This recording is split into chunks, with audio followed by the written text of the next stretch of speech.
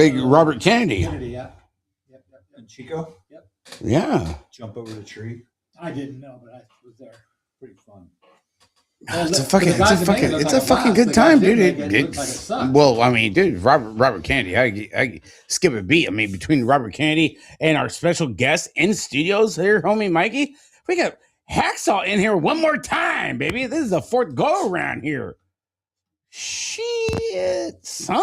Fourth time's a charm. It is. I mean, it's starting to be like he's going to get an award. You know, it's kind of like the Christmas Story. I got an award. You know, I mean, you kind of do. I mean, we might have to hang that up on the wall if you're all healed up there, Jim. You know, we got plenty of spots. Like, I mean, we could put it up like right there, right there next to the highlight fucking. You didn't bring the cup over. What? The cup. What cup? Which one? The cup did we talk about last week? Which one? Shit, I don't even remember, dude. It got so fucking busy, dude, Mikey. Like the last 2 hours before coming over here. What cup? Oh shit. Okay. Okay. Next week. Oh shit. Next week we're gonna be on the road. Actually, our first on the road fucking show next weekend, dude. Here we go. Lamore Hanford. Here we go. One more fucking time, dude. Here. Oh my goodness. My goodness gracious, folks. Sakes alive. Here we are, homie Mike and Jim Hacksaw Seifert, BLBP's fucking finest. I mean, the myth, the man, the you know, I mean, right? I mean, like, how else can you put it? Like, he's been there, done that. Like, he's been across, he's been to Tennessee, been to Music City. It was like, didn't put up with their bullshit, came back to freaking NorCal/Nevada and is back in Sun Valley over there in Reno, Nevada. Baby, we got the fucking Saw, son. The Saw. And he's been on freaking All Things BMX. One of our great friends over there on the podcast shows. How you doing, Jim? Good. Aside from your foot, everything else is good? Yeah, a little broken off. Cool. A little broken off. You're all right. It's all good. Okay, good. Oh, my goodness gracious. Sakes alive. Man, it's been a fucking great couple of fucking weeks, dude. Fucking BMX is kicking off. Apparently, depending on who you ask, yeah, we're doing good. You ask anybody else, BMX is dead. I don't know. Fudger. Fuck Fudger, like I don't know, man. Not so much Fudger. You know, Fudger they run the show. You know, over there, our things BMX and Brant Moore and all that stuff. Like, it seems to be more of the freestyle guys. You don't see anybody else on the racing side saying like BMX is dying and this, that, the other. You know, we talked about that last week there, Mikey. You know, a whole bunch of freaking news. I don't think anybody's fucking they are commented. I don't know. Jim Beam's in here. Well, let's see. All right. All right. Well, let's redo it then. Nick Dasani's in. I don't know. It's all right. Well, when down, hey, as long as we're still going live, you know, we still got the whole fucking Mochismo, Kelly Richards, what's going on? Skyway Nick, Jim Bean checking in. It's old school. Yes, the light is on, folks. Yeah, I don't know what's going on with the chat. So, but hey, anything and everything. Well, you know what? That's one of the things about going live, Mikey. You know, you can't fucking just have everything. You know, Scott was at Old School was at a party with Ricky. Oh, really? Oh, Old School, you're hanging out with freaking old Thunder Midget Jr.? Oh, goddamn. God bless you. I'm glad. Trying out seafood. Oh, good freaking Lord. Trying it out. You never ate it before? God bless a freaking America. That one. That's Clay. Clay, how you doing there, bro? Tasha. Oh, man. Here we are. We're freaking just chomping at the freaking bit. We got a special. Yeah? I'm good. You all right? Everything was okay? Earlier. Oh, fucking, you know, we can't fucking have good things. I was hearing you.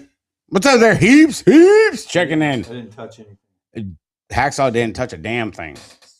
You know, he just out there. I ain't blaming you. Can you hear me? Can you hear me? Yeah. Huh? Okay, you hear? What? Huh? Over here. Okay, good. Anyway. Oak Creek, March 14th. Yeah, got big news. Got a big side hack invitational coming in on March 14th over there at Oak Creek. 3 years later, there, Mikey got late breaking news before I come over here, and that Oak Creek's going to be having a side hack race on March 14th. You've been pumping out the side hacks and everything. Been putting it feverishly on the beer page. You got a tandem hack that is. It's not necessarily on the jig, but I mean it's on the floor. But I mean you're pumping. Yeah. I mean you're looking good. I'm working on it. It's Yeah, just, no, you're doing really a good. little awkward. I don't have a table. What's up, Latasha? How you doing? Walski, favorite fucker right there. Claiborne, baby. Come on, son, get the mayor in here, kid. You know.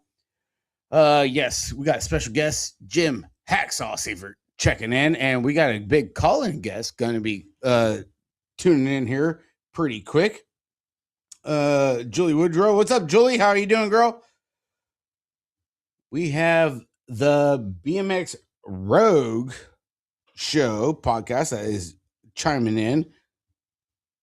They're going to be going live tomorrow. Their first live show. They've done 2 shows here. Yeah, it is, Justin. And I made it to Virginia just before the snow started dropping, and 3 hours later, and they're 6 to 8 inches. Parking lot road. Ready to build the track for next weekend. Thank you, Nick. yeah, we That got a whole bunch of stuff going on. We got the Richards tuning in, Kelly and Big Nick, Alexa, one of our first and only riders, Alexa Richards, gonna be dicing it in next week at Virginia Nationals. You know, first one to carry the beer budget flag. You know, so here we go. Good morning, good afternoon, good evening. You guys are live on the Beer Budget BMX show. How you guys doing? Holy smokes. Uh-oh. Oh, we're doing fantastic. Is this Dan and Danelle? It is. It is. Hell yeah. How come well, you know what? Here's the thing with going live. The Bluetooth just didn't pick it up. But so, hey, you guys want to get in the podcast freaking life? Welcome to freaking having freaking technical difficulties. So the Bluetooth didn't pick you up, but you guys are live on speaker right now. So hell yes. Glad to have you guys on and everything. So Dan, Danelle, what'd you call him the other day? When you guys did the like I did a little catching up on your guys' show. You call him what? Sexual chocolate? He's my sexy lover. Your sexy lover. Damn it. Hey, this is a kids show. Right? It is. I mean, come on now. You can't be freaking coming out with that dust. You know, you can't be bringing any of that smoke over here. Come on now. Well, I'm telling you. Wow. Well, I ain't calling you that. You can bet your ass. That's well, fuck. Don't call me fucking sexual chocolate, dude. I'm fucking at least Sexy minty. love bug. I'm minty green. Okay, over here. You're an leprechaun. That's what. That too. Yeah. St. Patrick's Day, dude. Wait till fucking March, dude. Fucking jackass. Come on. Don't. Why, Sexy leprechaun. yeah. Why you That's gotta be it an right there. asshole? 'Cause I'm good at it. Yeah. Dan Danelle checking in from BMX Goes Rogue, or no, not Goes Rogue. Rogue BMX podcast, and you guys are out of Texas. Going rogue. Yes. Going rogue. So, oh my God, guys, we're throwing you guys to the rules right now. But what made you want to go and do the podcast thing? We are a little bit insane, I think. I don't really know what we were thinking. Wow. That was the answer. Really? I mean, but Okay. the first 2 shows look pretty good. You guys were pretty legit. You got a hell of a banner for a backdrop. I mean, I'll give you that much. Good start. I mean, you got to start. Shit, we didn't even have a backdrop, dude. We were in a garage. Yeah. Well, we're just kind of hanging out in the living room. We just kind of wanted to just sit back and have some fun with it. Like, we love BMX and we live it. We do everything with it. So, I mean, why not talk about it in Mhm. front of everybody and see if we can make a fool out of ourselves? Yeah, we No, do a why real not? good job of that. Hey, it works. It sells. Yeah, It's good. You know. So what came about? I mean, I watched the first two shows. You guys got kids, you got grandkids, you got everything in between. You got a big show getting ready to pipe off tomorrow. It's gonna be what, your first live show on YouTube Yes. tomorrow. Oh, So live? yeah, Nice. going live, baby. Hit Nice. that live button. The That's big a red game button. changer. That big red button, Danelle, I tell you what, Dan, it gets you in trouble. Okay. It gets you addicted. I'm just saying. What button? Yeah. We stay in The trouble. live Yeah. It'll be an experience. We're ready for it. We'll probably screw it all up, but you know what? That's the best part. Hey, you know what? We all started somewhere. I mean, it's like I keep telling Mikey, like, we started like 6 years ago and everything with doing this shit box that we keep running, and people keep wanting to tune in, and we got Hacksaw that is right next to us. That just it's his fourth time on the show. It's like, why do you keep showing up, man? Bored. But It's it because definitely. you're fun. You're fun. You're so much fun to watch. Well, we greatly appreciate it, greatly so much. You and Danny, you guys got a good. I mean, you guys got a good group to come off of over there in the Texas area. We do. With everything going on. What's your local track? I couldn't hear. What's your local track? We are actually, Cowtown is our track out of Fort Worth, but we are about 3 hours from Cowtown. So we actually go to Cargill out of Shreveport Oh, nice. most of the time. Yes. Yeah, I had Chris out of West Texas on the show, like a month and a half ago. Yeah. Right. And Yeah. everything and pumping everything up, and like, you guys got a lot of stuff going on over there in Texas, with Tanner Sebesta and everything. I mean, I've been to the Houston track a handful of times for nationals So, back when it was Rockstar Energy Park, and Right. was good friends with Chris Allen over there at DeSoto back when he was track operator and everything. Like, you guys got a lot of stuff going on in Texas, man. What else is happening over there? An ice storm. Wait, Ice storm? you got An it. ice storm Shit. right now. No racing this weekend. No. Just a little bit of No, ice. we were supposed to be in Pearland Oh, this weekend. They ended up canceling because of the weather. So we're just hunkered down, hoping we don't lose power.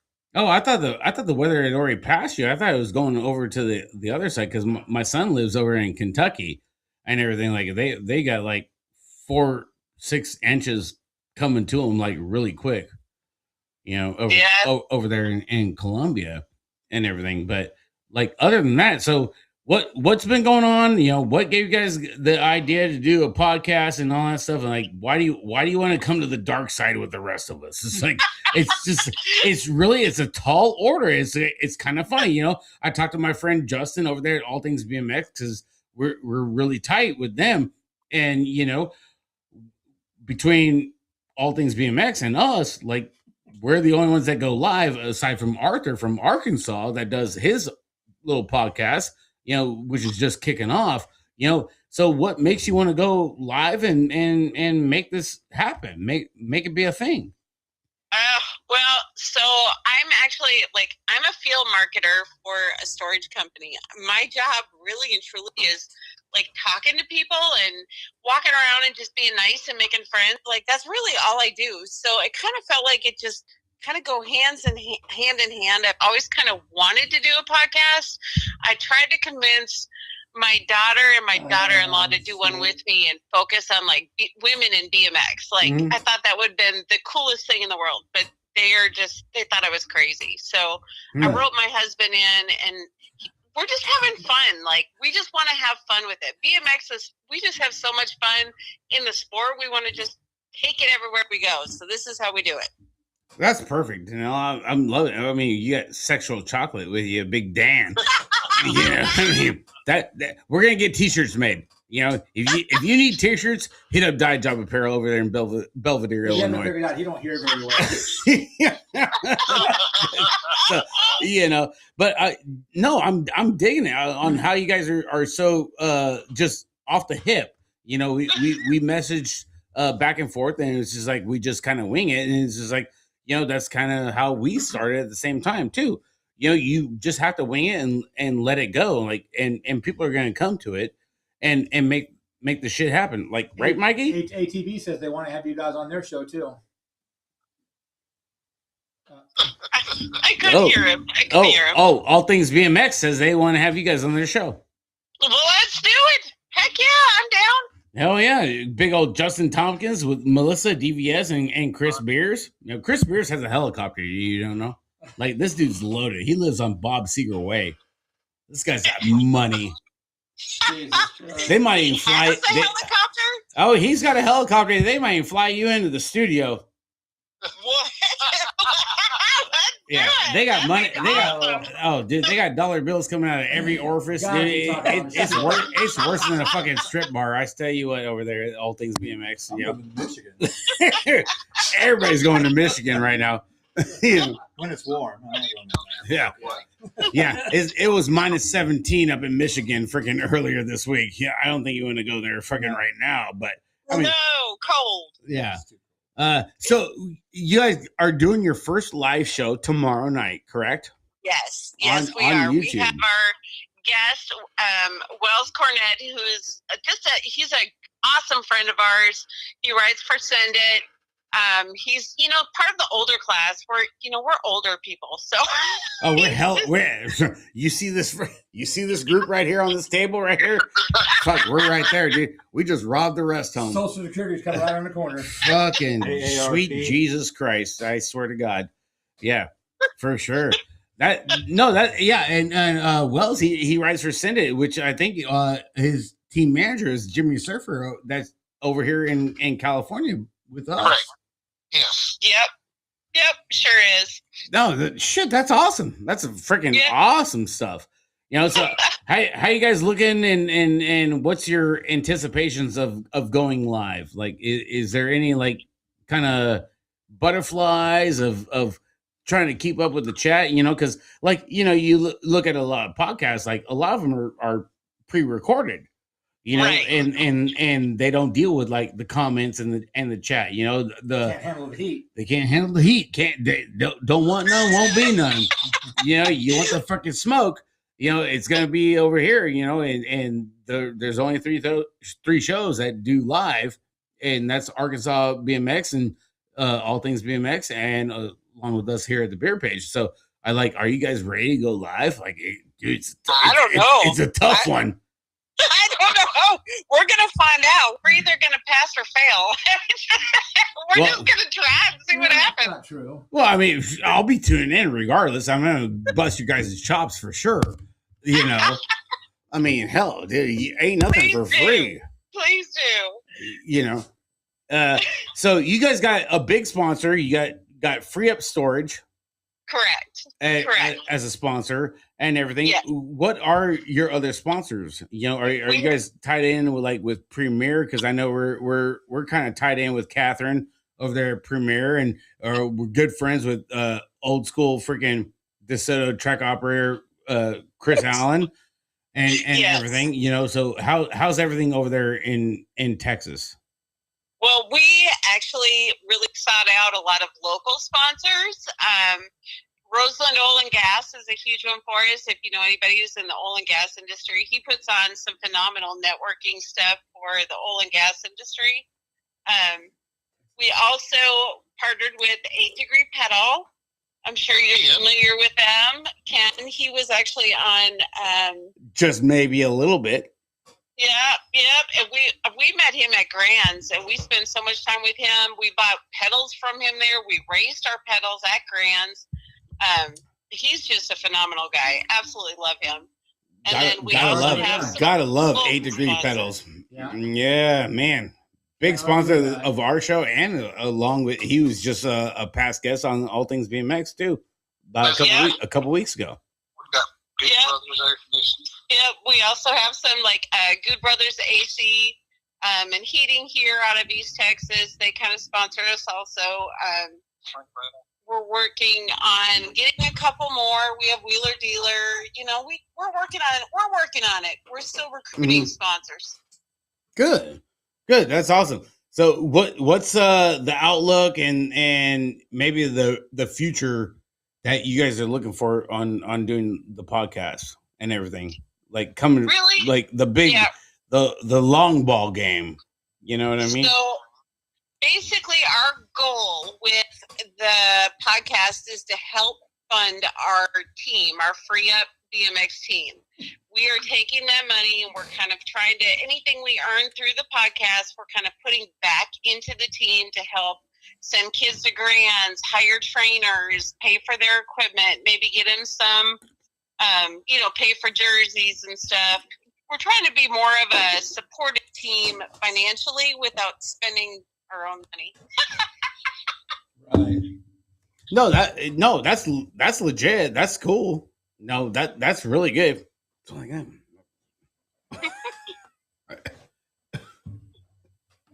Right. It's a family show, Jim. Sorry. Coors Light is standing orange. He's looking at the sign, Rick. I know. I'm trying to. You got the champagne of beers sign here, and you hand me a Blue Mountain. I'm waiting for dude. The shipment is underway, dude. It's coming. It's coming. Pony Express.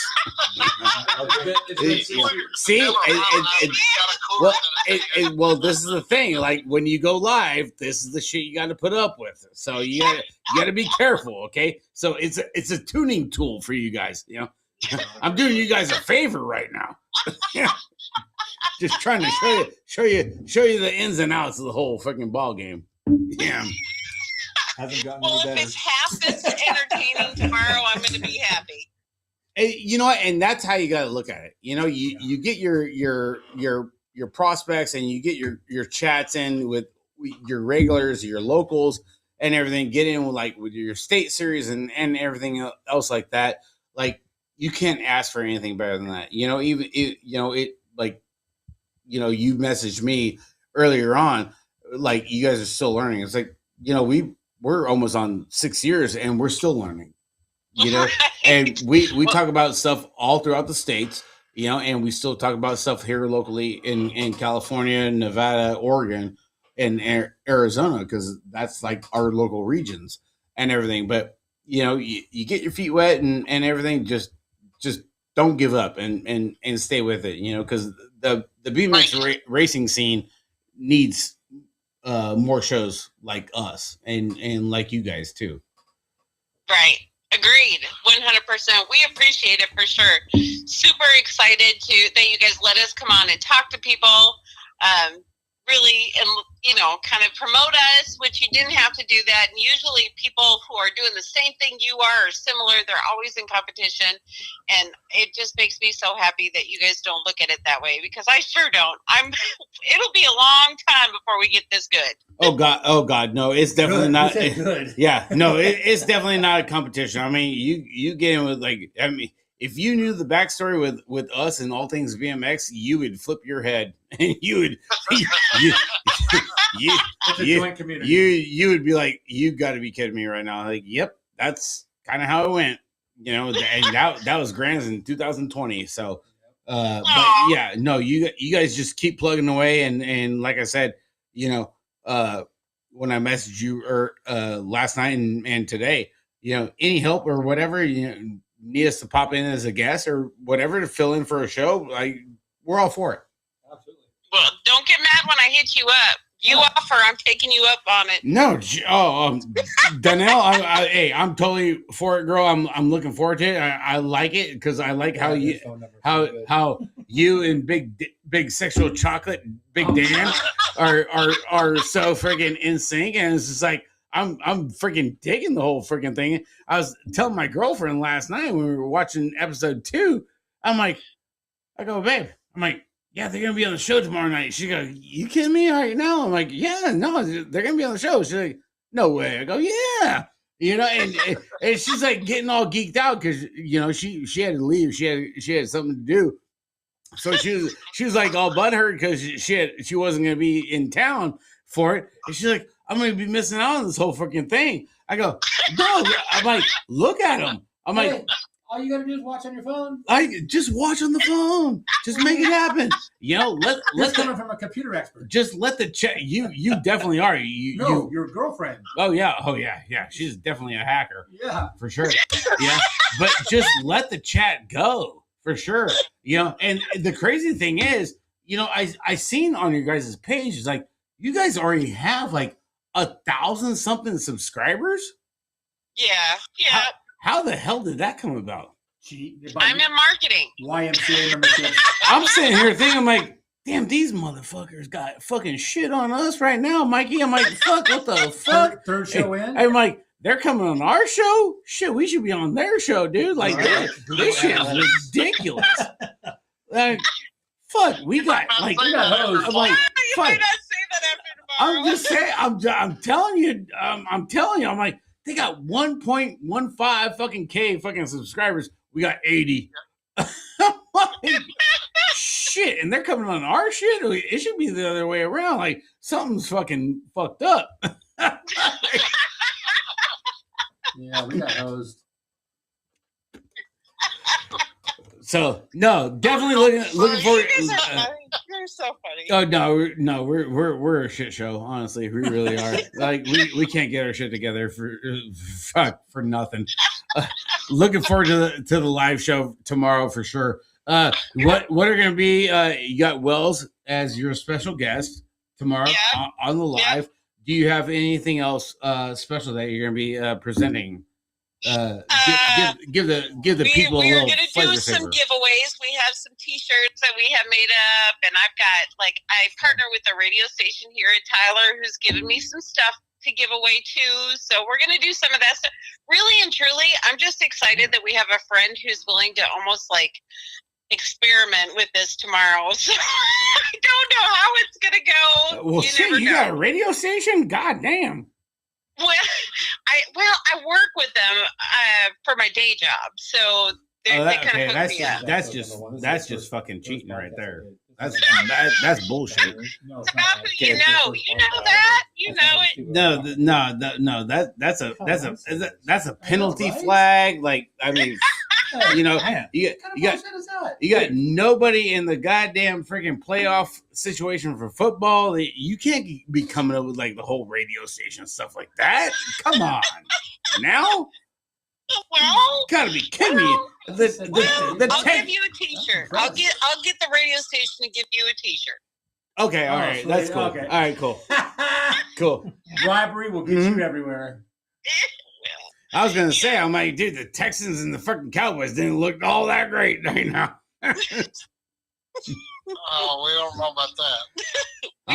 I'm telling you, Dan, you better get oiled up, dude. Sexual chocolate, dude. Boy, Donnell gonna have her time with you, dude. You better watch out. You better watch your mouth, dude. Yeah, somebody coming to California instead of America, huh? I don't know if you want to come to California. Just saying. Yeah, wouldn't recommend it. Oh, we're trying to get out of this goddamn place. So what time are we looking at? You guys are in Central Texas and everything. So what time are we looking at for tomorrow when you guys go live? I'm looking forward to it. I got nothing planned. I'm gonna be making something out of the refrigerator that's gonna go in a tortilla, and I'm gonna be crushing beers and heckling you guys in the live chat for sure. Yes, that's awesome. So, 8 o'clock tomorrow night, our time, which is 6 o'clock your time. So Thank that's God. the plan, assuming we have no technical difficulties. I am going to tell you, watching you guys have some microphone issues makes me feel a little bit better. So I know that. No, hey, you know what, Donnell? It happens. Dude, your show could get shut down with an $8 USB cord. Honestly, Seriously, it happened like a month and a half ago. this one right here, $8. Yep, $8. Don't shake it. A freaking USB Yeah, freaking cord just right? took a dirt nap and shut down the whole fucking show.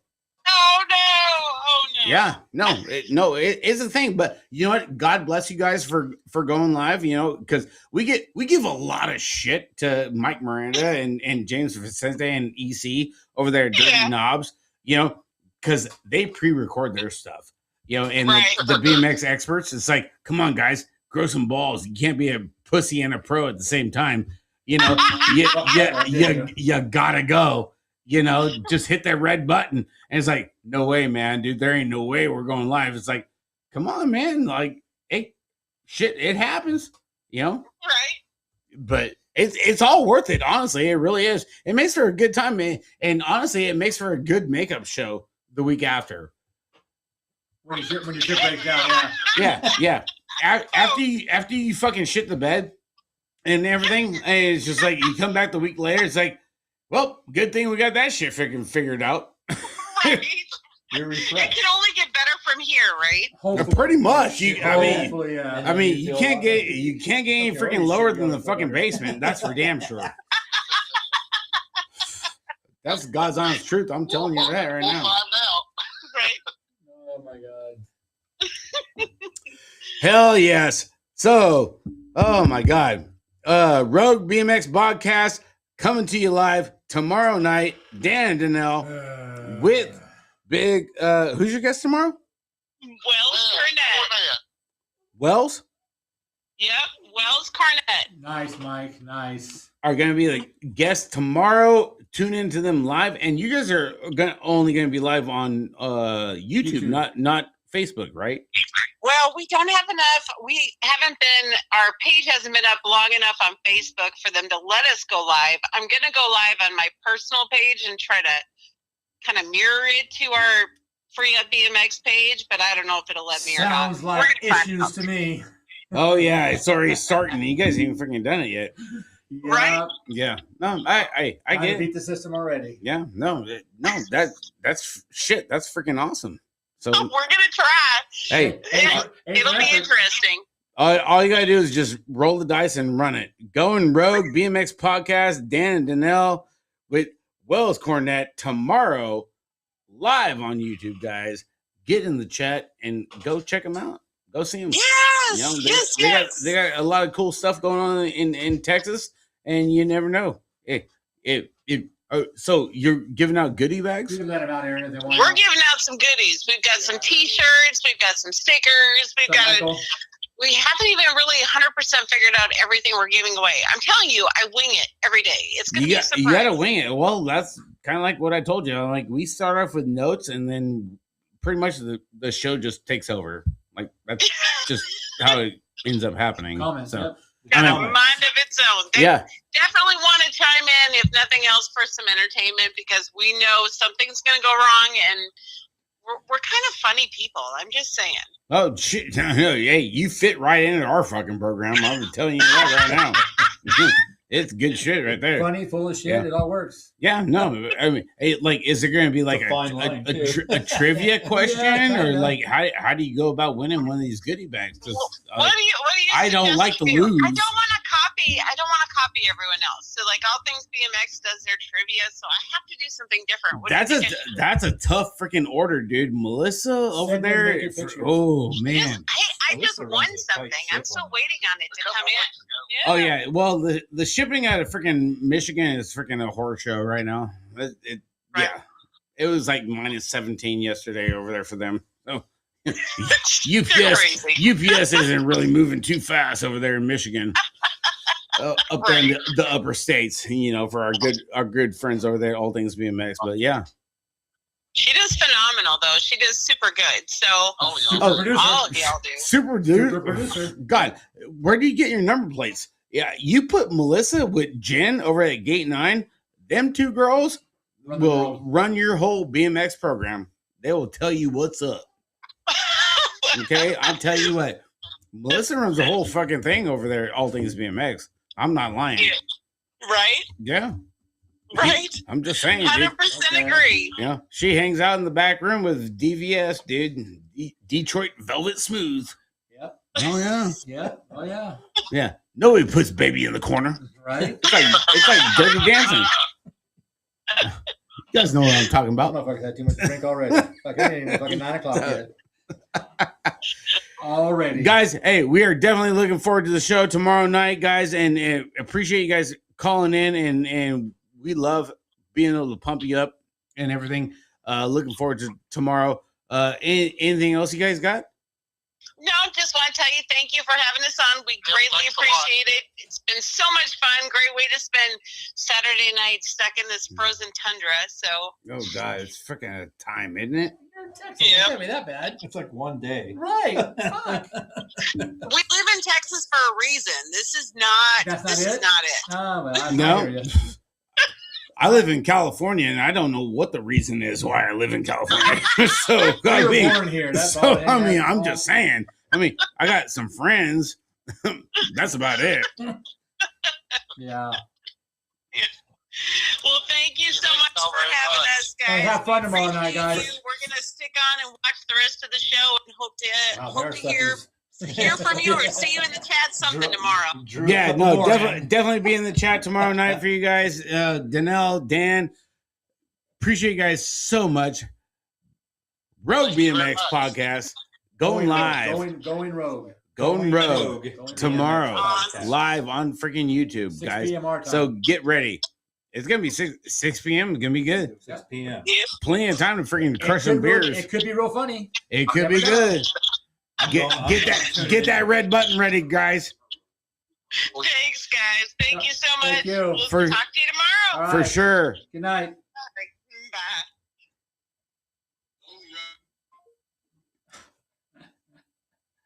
They're gonna have a lot of fun. That was a fucking good time. They're gonna have a lot of fun. I can see it already. Man, oh man, I was just talking about fucking shit happening. Charlie Jasinski, what's up, Jim Siebert? Heal up, Hacksaw. He ain't hurt. It's fake.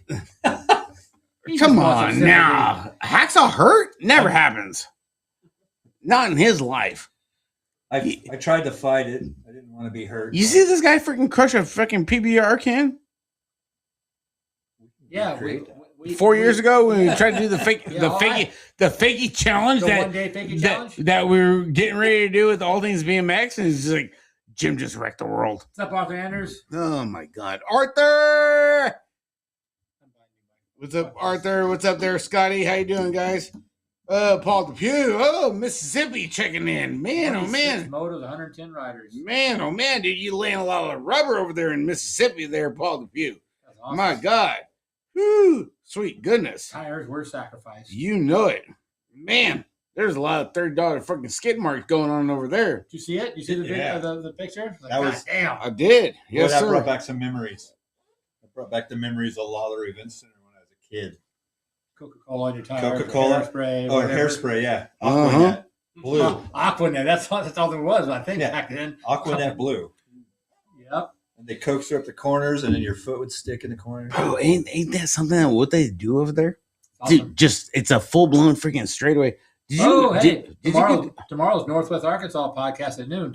as well. I know. Fucking Arthur fucking chomping at the bit, dude. Like, dude, the podcast is fucking building. They're building, Mikey. Number Yep. one in your heart, Mike. Hey, soy salsa. Hey, come on now.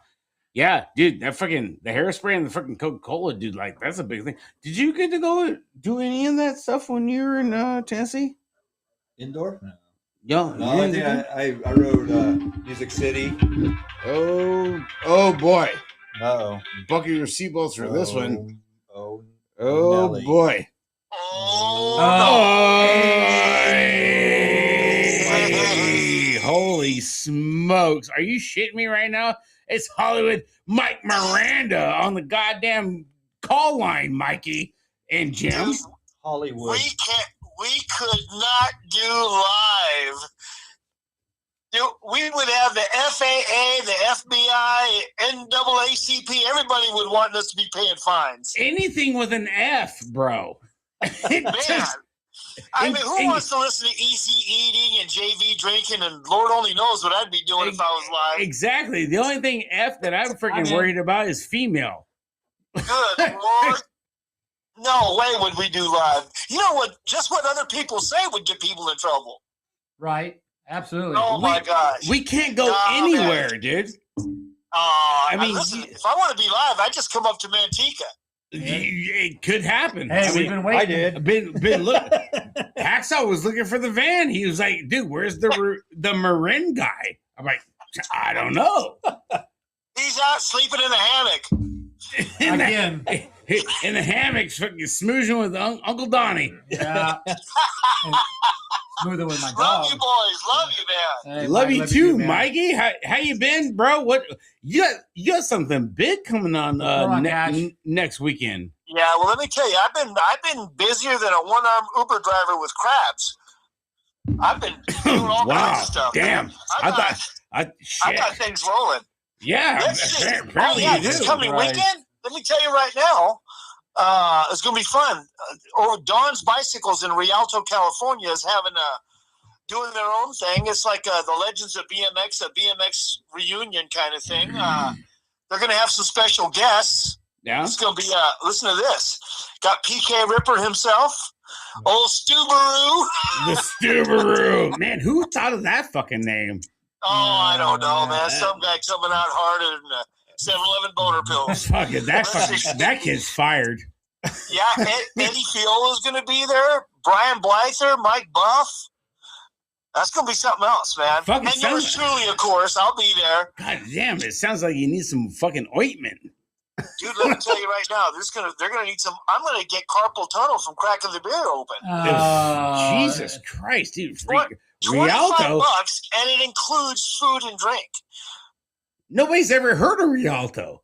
I have. Rialto, it's the crown jewel of the San Bernardino area. Right. There you go. Yeah. Man. Scott from Dawn's Bicycles put together with the help of Xavier from Old School BMX Reunion, and they put together this Saturday night deal, and it's from 7 to 9 p.m. It's going to be a good time. Man, I'm going just to have fun. But I had fun in a rock fight. You never. That never happens. Hey, are you leaving Rialto and heading north or what? No, they're I don't know what's north of Rialto. Like Manteca? I don't know.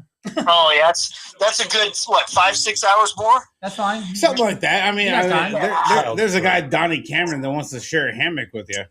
Oh yeah, well I don't think Rialto has any bowling alleys with BMX tracks in the middle of them, so I ain't gonna go there. Sure, I mean we got Kane's Chicken. Dude, we are.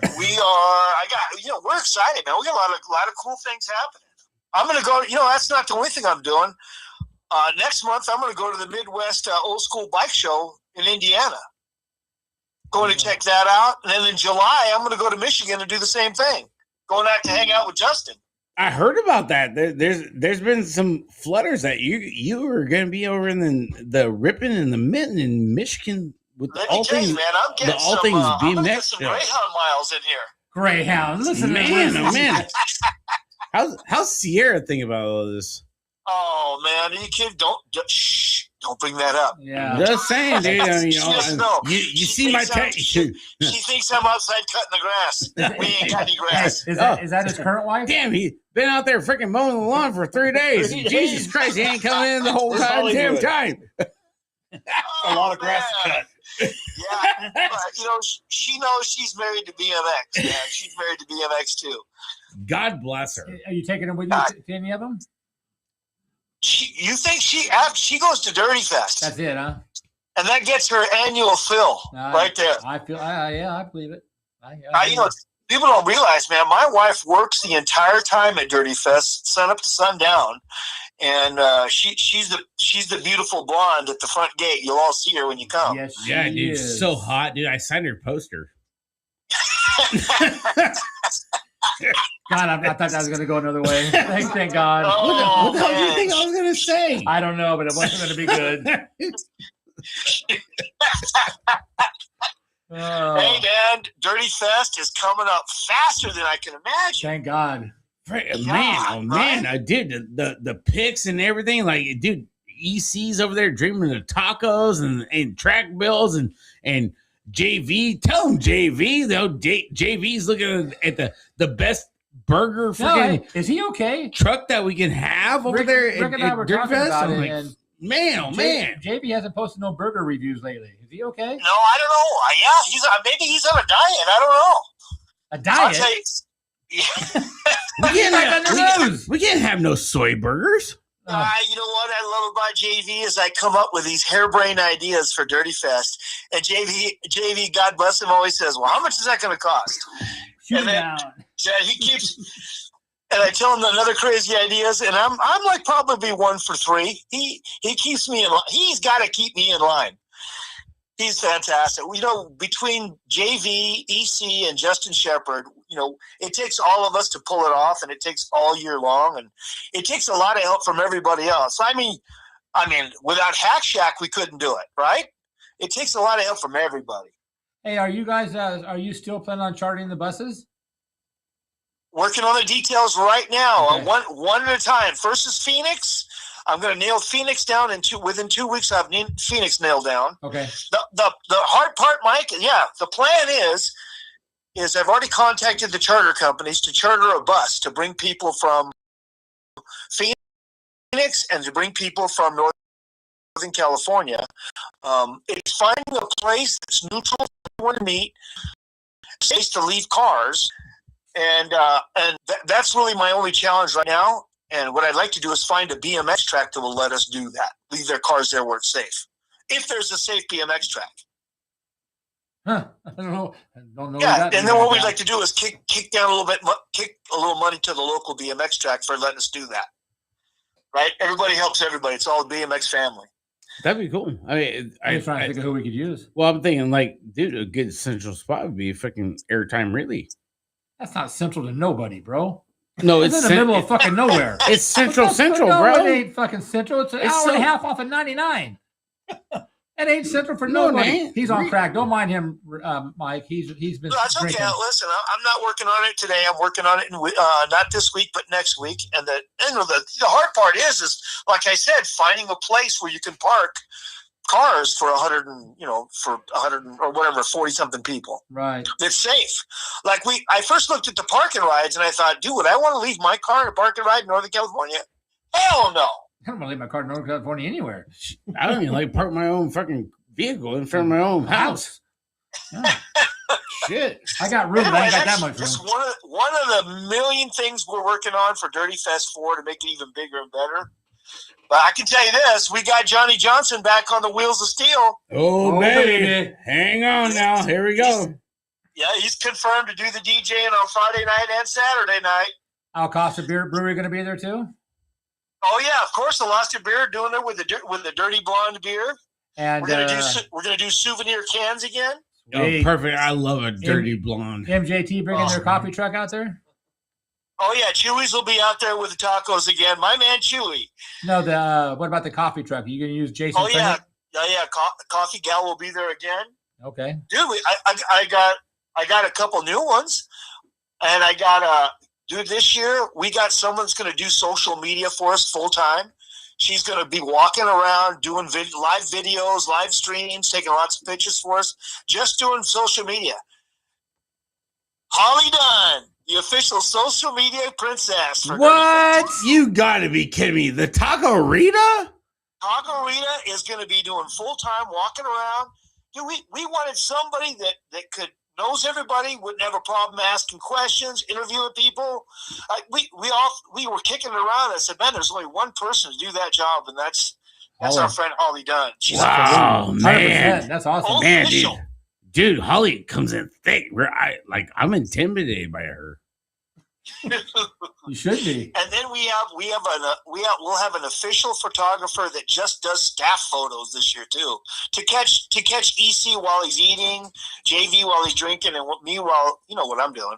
Running around like a chicken with Yeah, your head cut I off. mean, you're over there combing your hair. I mean, And yeah, then we no, got you gotta look Justin good. emptying out trash Yeah. cans. We're always busy, so we got someone who's going to follow us around and get our pictures. Wow, look at this. This Yeah, is Katie Meadows. dirty fest. She's been there every year. She's going to be our official staff photographer. So yeah, we're lining things up. We're having things exciting. Yeah. What about Mike Miller? I'm kind of worried about the guy. He's Yeah, fine. I mean, I it's talked to just Mike like- today. You know, He's I mean, fine. like, is he okay? Like, is he on meds? Like, you know, He built like, a Torker tandem this week. is he getting ready to like go in the rest home? Like, I'm kind of worried about my co-announcer over there for Dirty Fest. Like, Dude, Yeah. you guys are the dynamic duo. It's amazing how good you two are together. It's hilarious. That's a show right there. That is, I mean, Kid that's the show. price of admission right there. Just to listen to you two carry on is, oh man, I busted a gut laughing last year. Well, I mean, hey, hopefully we bring 7-Eleven on as a sponsor for 2026 and 2027. You know, Well, I at mean, least- we're doing at our least best some bonus- that we can. At least some boner pill company, right? right? Well, I mean, you know, No, call Hims. Yeah, the strong arm of the news department over here at the Beer Budget Show is really hard. Right? I'm just saying. Man, we're going to add a couple more classes to make it more fun, and yeah, man, a lot of cool, fun stuff happening for Dirty Fest. I'll tell you what, though, you guys bet, not you, but whoever's listening or watching, you better get your campground spot because that place is filling up fast. And remember, you got to tell them you're coming for Dirty Fest because the campground is not open to the public. It's only open for Dirty Fest. We reserve the entire campground. I haven't got my phone call yet. No.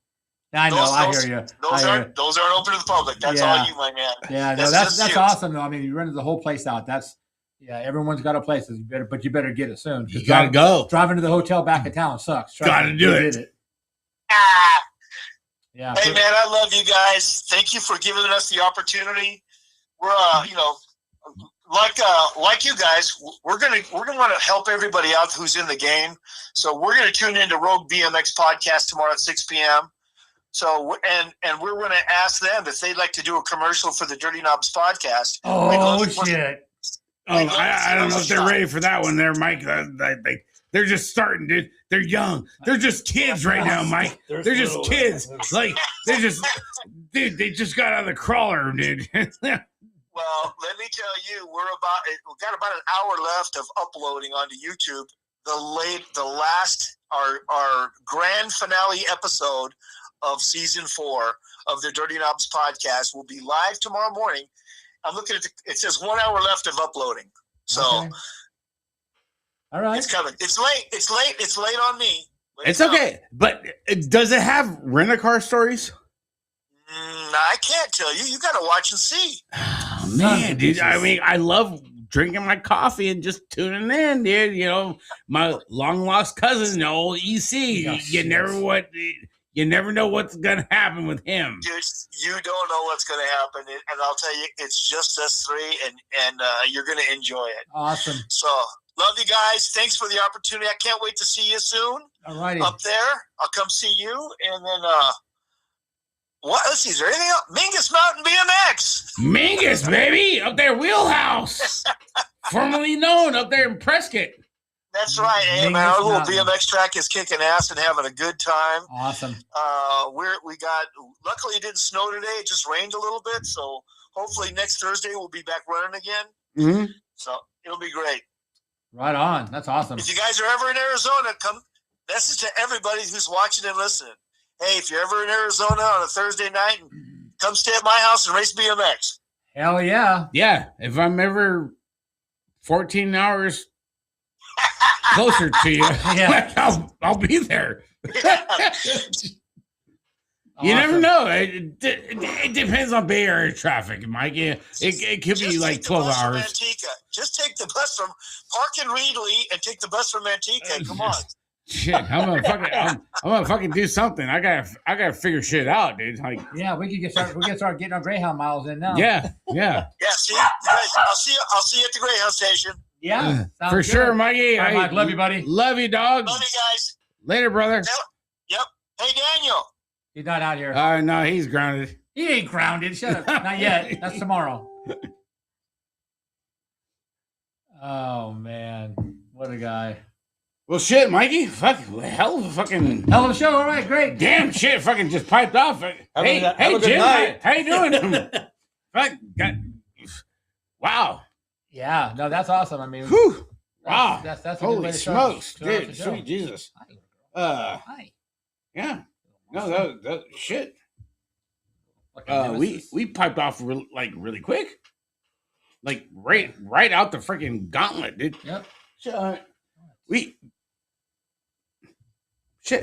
piped out so quick. I mean, where the hell's my pen? I don't even have it. It's up your ass, you know.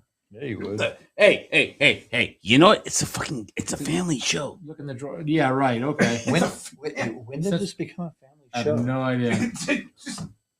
Basically, Rick went a little early. You'd fuck up a one-man rock fight. Jesus Christ! Oh, I got a fucking T-Rex arm, dude. Fucking sucks. But your body's not even close to Okay. T-Rex. Anywho, whatever. Find it? No. No, it's in there somewhere. It's right here. I'll get. Right where you threw it. Oh, look at that! Fucking goddamn! I knew there was a reason fucking Hacksaw fucking showed up. See what happens. There. Bing bang boom. Anaheim 2 was a banger, huh? Anyhow, dude, what's up, Polly? Oh, Donnell, dude, it's great having you and Dan on the show, along with Hollywood Mike Miranda. We got Hacksaw Jim Seifert here in the studio, folks. I don't know what's going on with the big chat monitor, but other than that, we got on the phones there, Mikey. You can see it. How's everything else going there, Mikey? Dude, pumping out the freaking side hacks. Got a freaking side hack tandem. And a 16 or 12-inch one. I got 12-inch side hack. You busy, son? A little bit. Little bit busy. Got word today. I tried to get over here earlier, but I got word that Oak Creek is going to be on March 14th, going to have a side hack invitational. Super Bowl, hot Super hack So, Super Bowl. Yeah, like all of a sudden, 3 years later, You and Daniel better start training. oh, dude, shit, I'm ready to go. I can't get any freaking shorter than that. That's been that was a big thing. We did see that Nick Valencia was over there doing soul tack over that airtime last night Scott. over there with our good friends over there at the 559.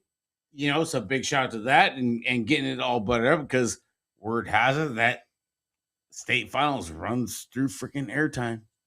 Word has it. Word on the street. Word in the deal, office. But I'm glad to hear it. Coming through the Office memo. That's awesome, Bill. Yeah. Yep, coming Linking up through with NASA. the whole Yeah. everybody getting linked up. Like, well, I mean, dude, it's just like, race. well, a lot of people go and think like nobody understands. Like, it was always either Santa Clara or Roseville. But Santa Clara was only a couple times. I mean, it's been Roseville forever. And Nick Valencia went toe to toe with Oak Creek for a couple years, and they battled back and forth. But other than Oak Creek, like Oak Creek's had it for how many freaking years, and now it's actually in like the Central Valley. It's like, shit, that's freaking big. Like, Carrie Hubert. That's pretty fucking huge, It dude. is. Oh, she busted right. Hey, the Huberts, they hustled. They hustled and got it done. I mean, it's awesome. No, they fucking really did. It'd be a great change of pace. Yeah, no, that's a big thing. Had BMX experts, Big Kevin Wilson and Danny Pena, had the Stubaroo, Stu Thompson, on earlier this week. Our friends over there at All Things BMX had Marshall Gerke. What a great show. That was a banger. After chat was awesome. If you guys didn't watch it, go check it out. The other big thing was Mebo buying Stay Strong. Jim, I know you're chomping at the bit, dude. I mean, you're not a big Coors Light fan. You're just waiting to drop some fucking heater on us, because you are a big proponent of the industry and been there, done that, and the whole thing, and been a big supporter of the show for all the years that we've been doing that. So that was a big thing with Mebo buying Stay Strong. Happy birthday to Billy over there at Gate 9. Billy! Happy birthday, Billy. Billy! Over there, freaking little Billy Mountain Dew over there. Diet Mountain Dew. Get it right. Little diet. Well, yeah. Diet, this, that, the other. Going Rogue. BMX podcast had Dan and Danelle on earlier. That's a big thing.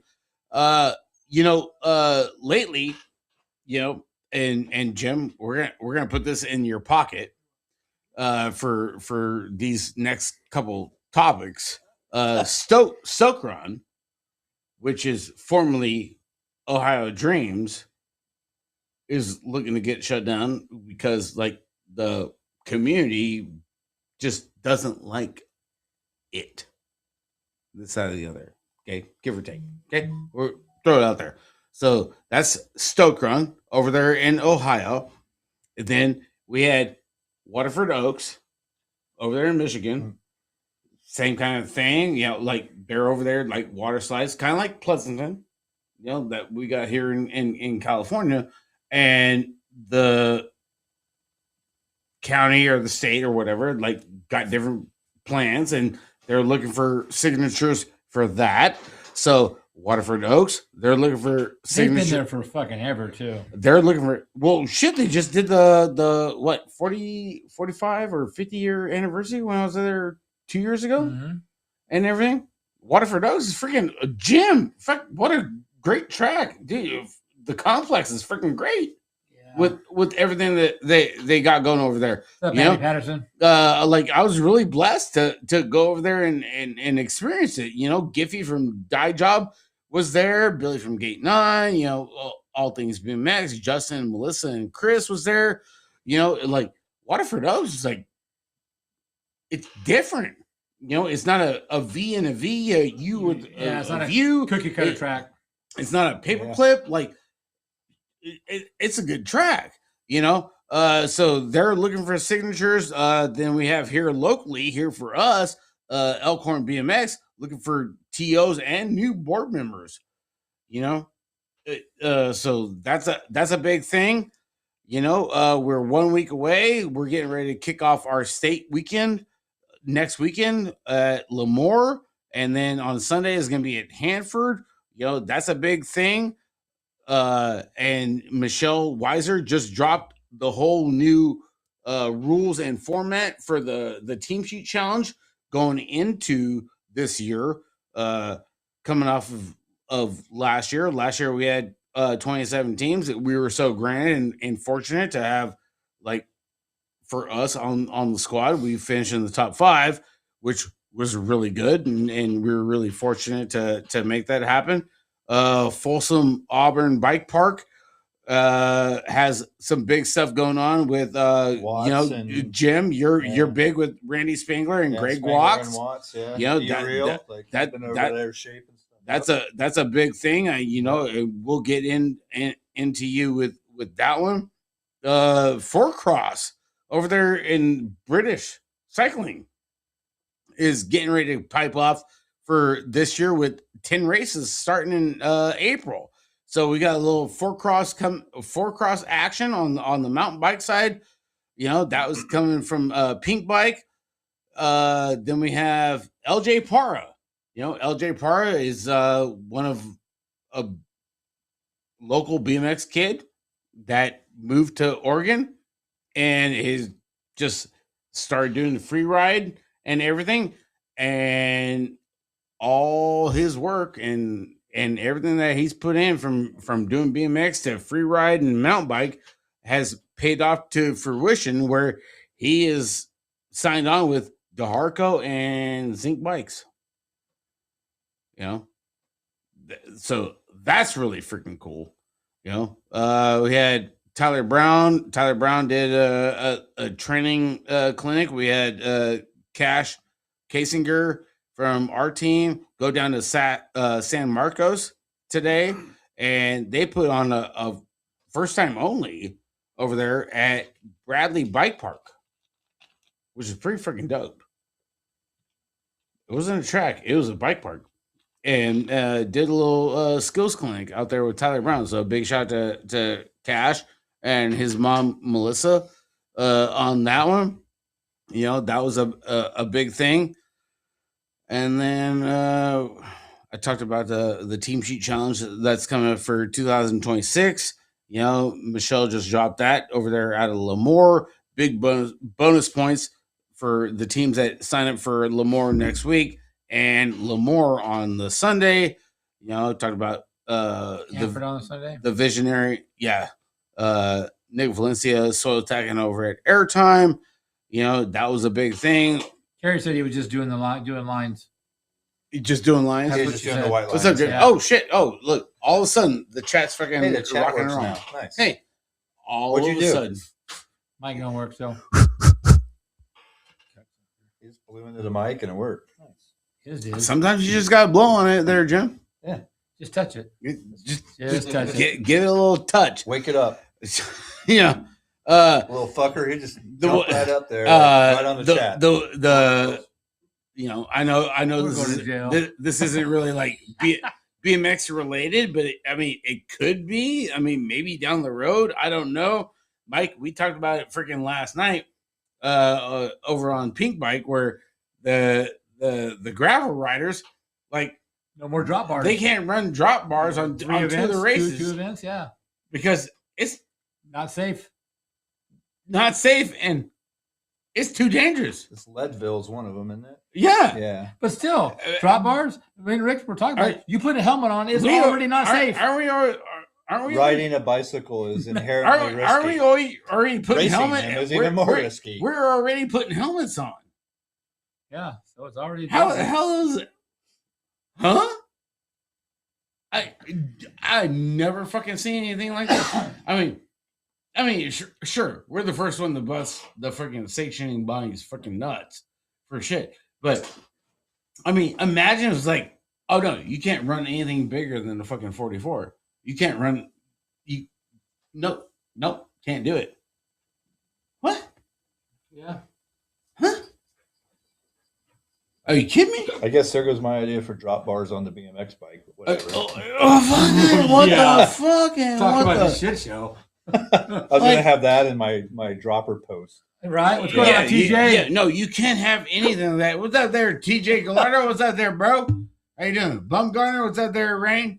How you doing? Valencia.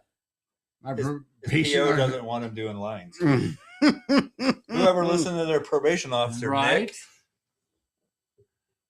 Nick, It's a fucking good time, dude. It's a fucking great show. Drop bars are too dangerous, but riding snugged up in your lycra is okay. Right, Mike? No, it like that shit. Exactly. Like, are you kidding me right now? Hollywood. That's why I use ball butter. I mean, exactly. I mean, hey, can you see freaking James Vicente and freaking Lycra going to like the biggest, best freaking burger joint? Hey, he's skinny enough; he could do it. I mean, he could, but I'm just saying, like, there's no way in hell I'm You see fucking doing Cheeto that going? shit. Can you see Cheeto and Lycra going to the fucking Cheeto jewelry? Oh, He'd do it. dude. He would anything for the Dippy Dots bike. But other than that, like, I don't know, man. Like, Yeah. dude, that's just Snugged up fucking in Lycra. that shit is weird, dude. That's a John Cruz comment. You know those roadies and all that Lycra and stuff. So freaking on the whole Lycra. Mikey, we got a special guest. Four-time. Do we gotta get rings No, for this? no, fuck no. 4-time. I like it, but I don't like it that much. Trying to become the Tom Hacksaw. Brady of Hey, beer budget we'll get you a BMX. star to put on your hat. Jim Seifert Stars, yeah. in Yeah. here. I mean, the guy, The future president of the UCI. the man, the myth, the coach. It could be the coach. You get Of the little UCI. stickers like Ohio State does on their little Buckeyes. yeah. Oh yeah, So on you the just do a little helmet. beer budget. We could do it. Oh shit! Don't tell me. I've got some, some, but they're a little bit bigger than that. I don't think they're going to fit on your hat, so they won't stick. For We sure. can make it happen. Put on your forehead. Just You get here 4 Plastic. times, you get one right on your forehead Yeah. for the whole show. We got hacksaw in the goddamn studios, dude. Yeah, Again, it's awesome. I It's always a mean, good time. Jim, how are you, bro? I mean, the man, the myth, the legend, BLBP, Sun Valley, Nevada. You left, you came back, and here you are. Cheetos dots sure would be dripping all right. Gee. It's a family show there, Hollywood.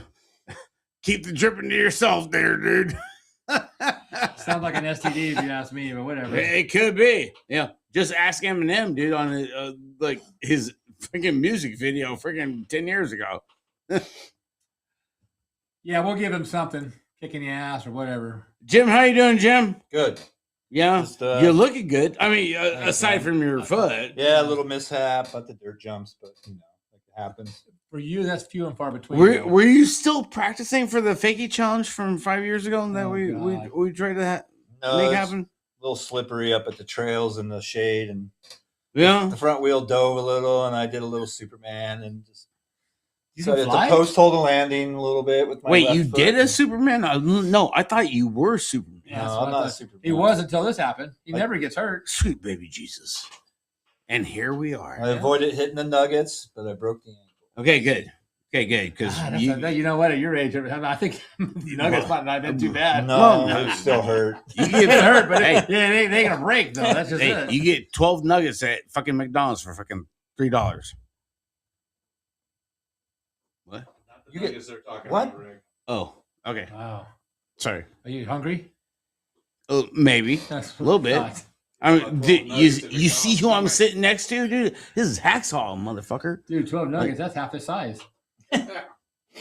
I'm 5'2". Half 12 nuggets would cover that. Stacked flat. Exactly, dude. Not on end. Stacked up fucking hack. Fuck.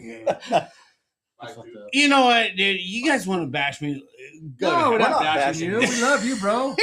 Talk about. There's no bashing going on here. Yeah. Don't get your feelings. I'm calling BS on fire.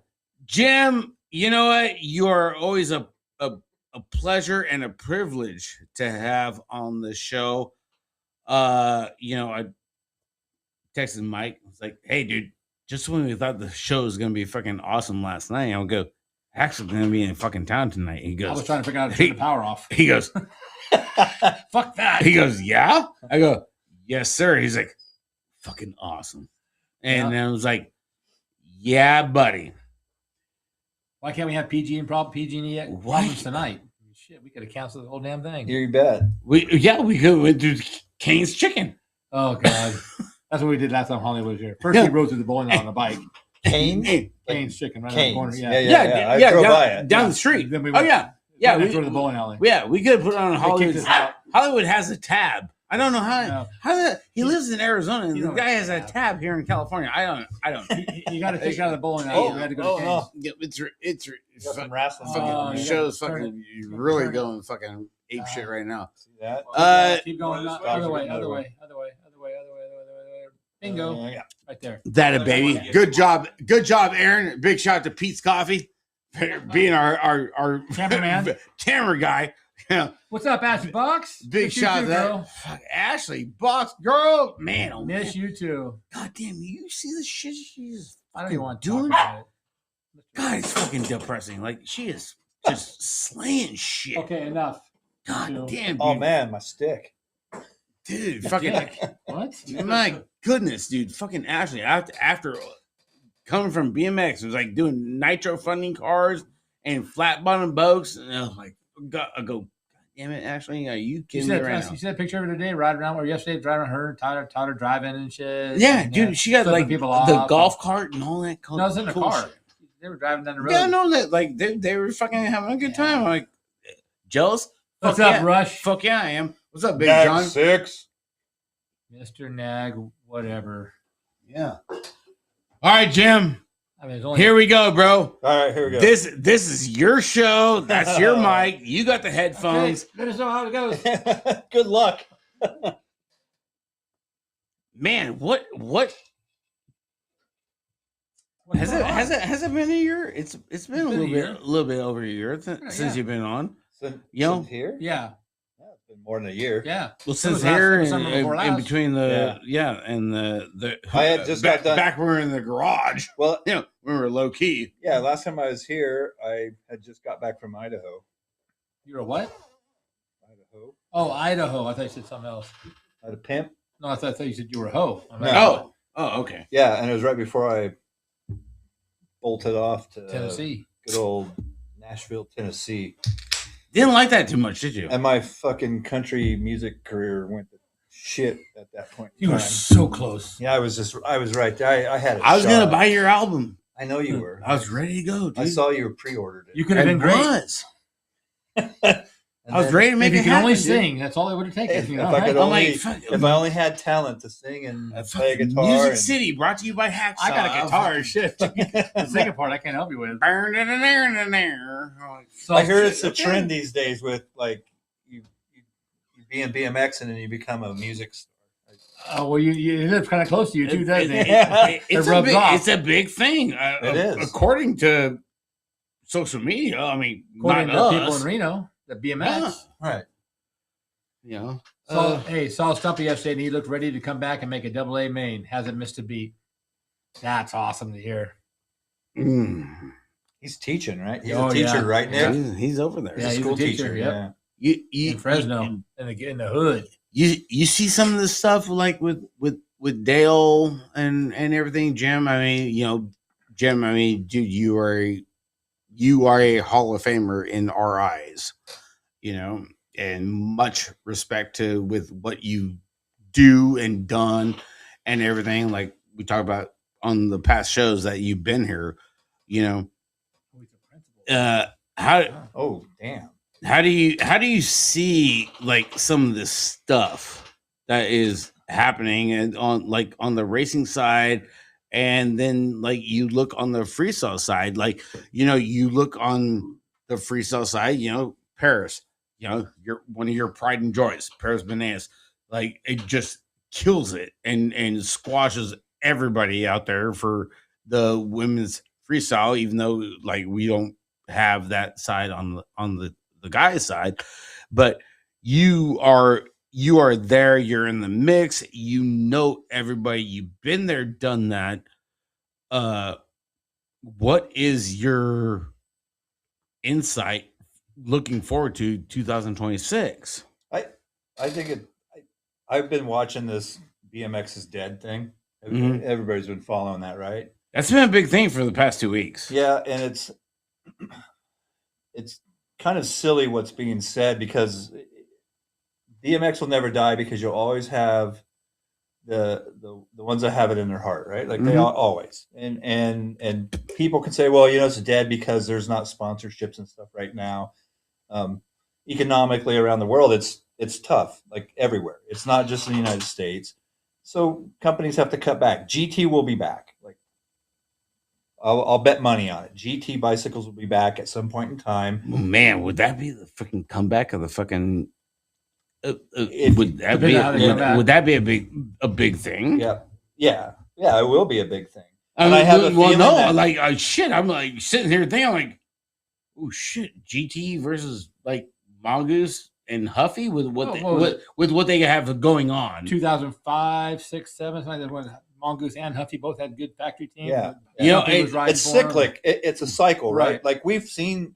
If you've been in the game long enough, you've seen this happen, and it's happened more than once. It's happened 2 or 3 times already. Right. So the '90s were really good, right? We had that like mid-school '90s BMX that was it was huge, and then it dropped off, and it's going to happen. People are going to get interested and disinterested. What's interesting is that I've watched these guys. Oh, BMX is dead. Fudgers kind of saying stuff like that on our BMX. And I don't see it personally. I'm out in my community in northern Nevada. I'm at a skate park. There's 20 kids on BMX bikes riding, like ripping. I go up to the biggest little bike park.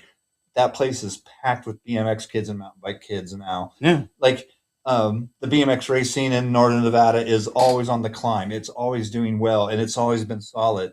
And that's just my region, right? When I was back in Tennessee, they had a super strong scene, like extremely strong. So when they're saying that, I think a lot of that it's frustration, because a rider doesn't have Odyssey or whoever knocking on the door saying, "Hey, we want to sponsor you."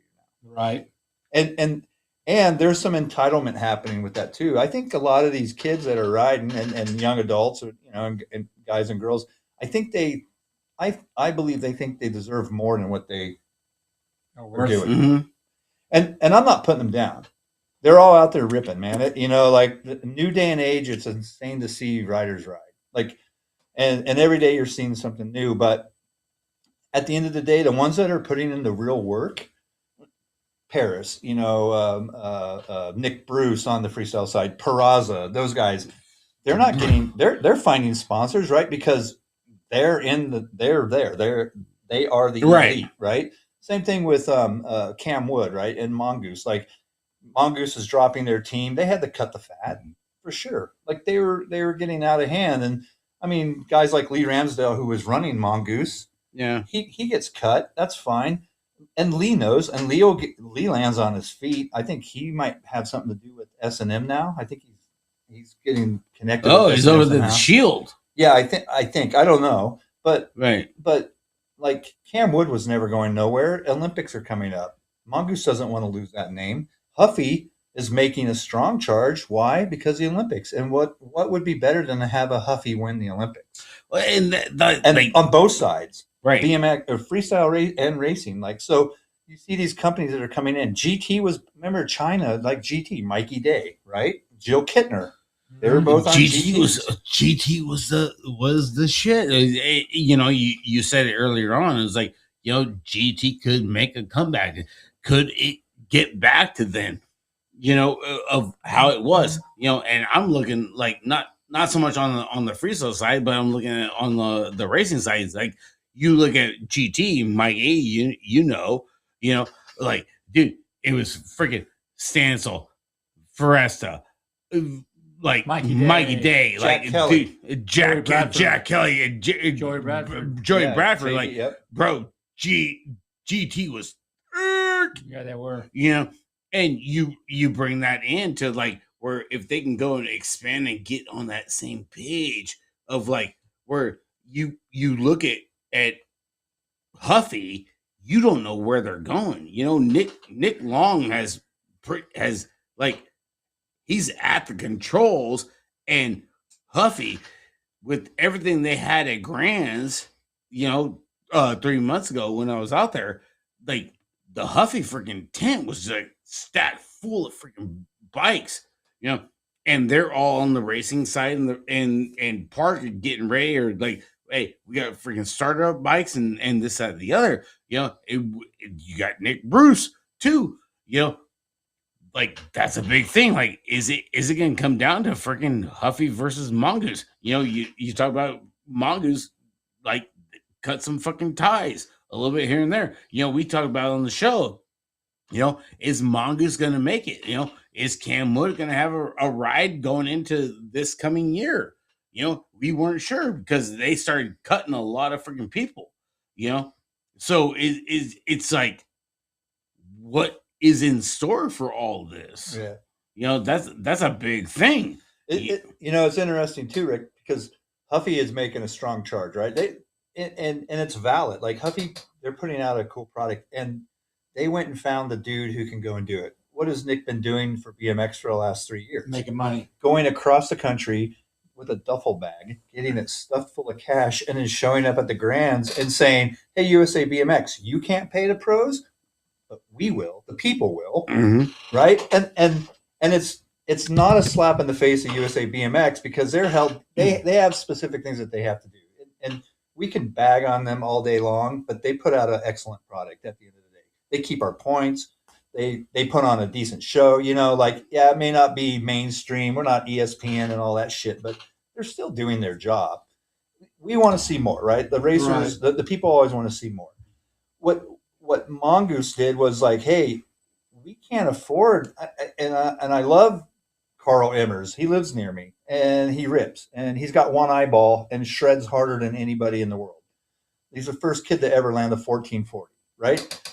But he is not marketing himself. He's a family man, and he does work, and then he goes out and rides and has fun. Where Kevin Peraza is like always in the picture. Mongoose. You see Peraza. I saw him the other day at that jam down in Southern California, and I'm like, I don't watch a lot of stuff usually. I stopped. I'm like, oh, Peraza, and he did something. I'm like, oh, of course, that's Kevin Peraza. Why wouldn't you do that? You know. So it's interesting. The funny one that hit everybody right was Joris.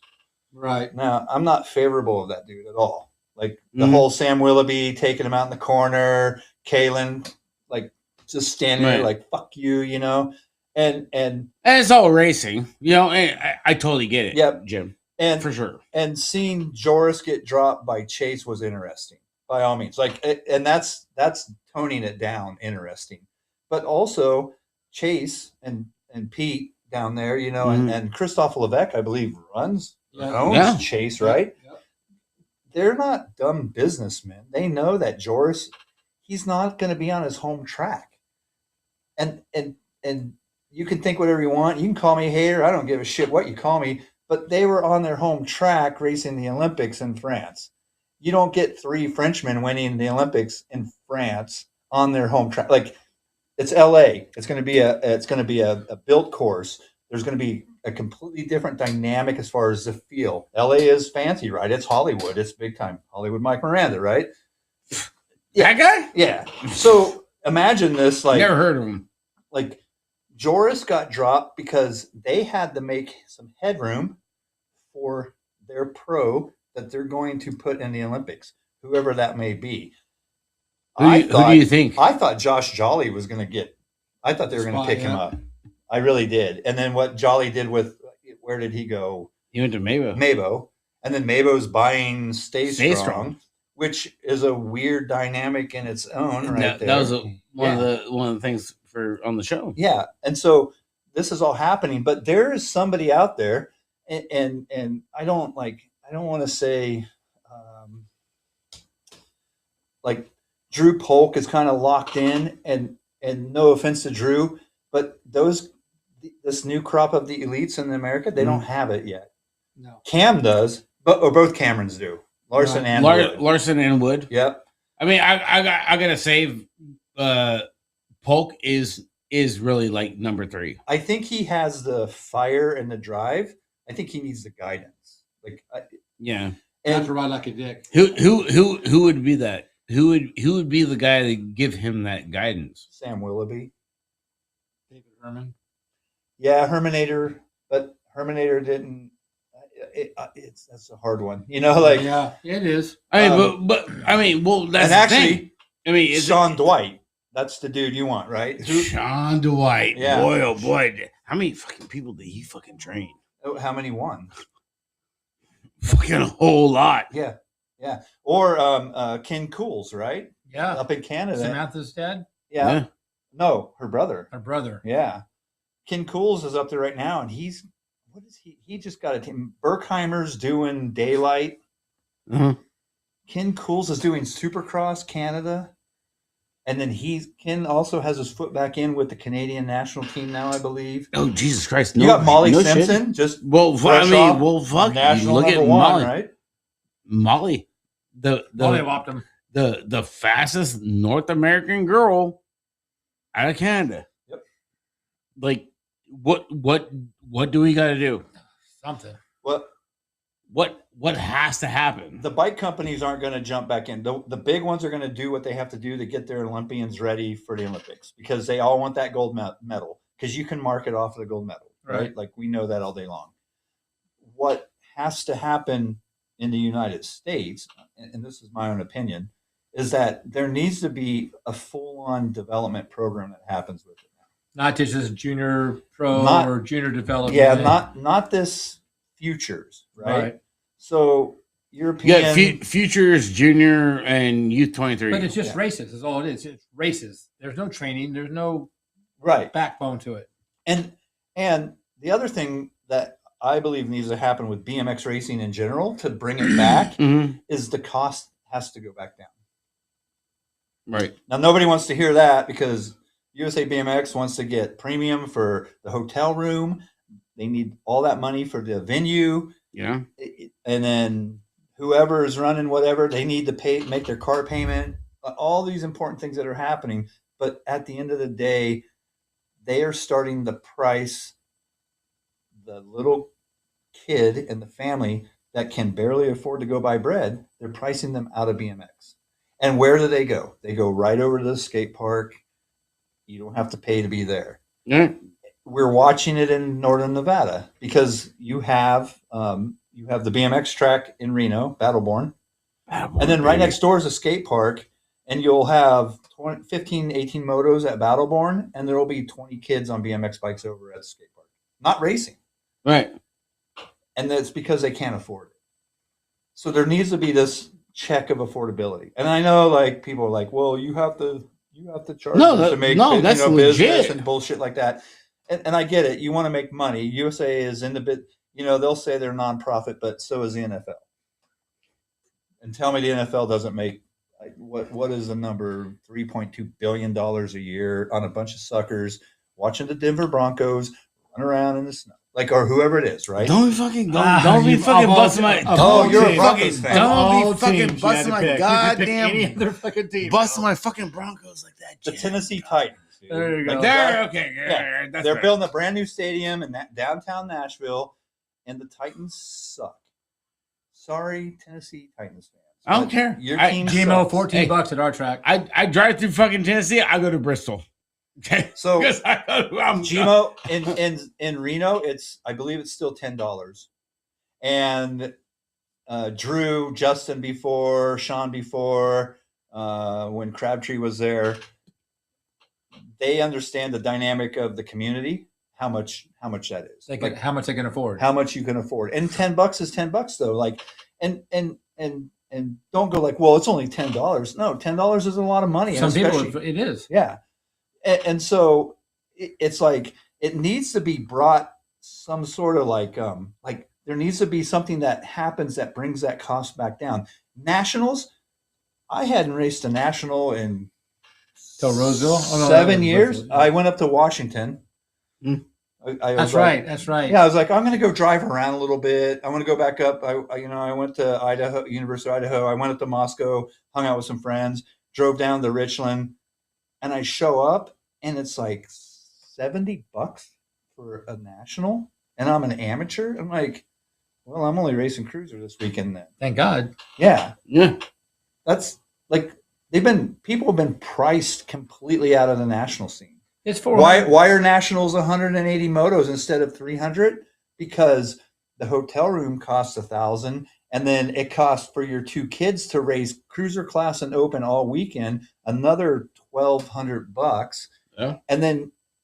And if there's a money tree, I want to know where it's at. I want to go pick money off of all that. Yeah. And I get it, George, rent, like all of that stuff, trophies, but I don't think that on that end of it, I don't think there's there needs to be more creativity for what's going on. The trophies were cool. They were these plaques, right? Mm. Like, and it was raised out and all that.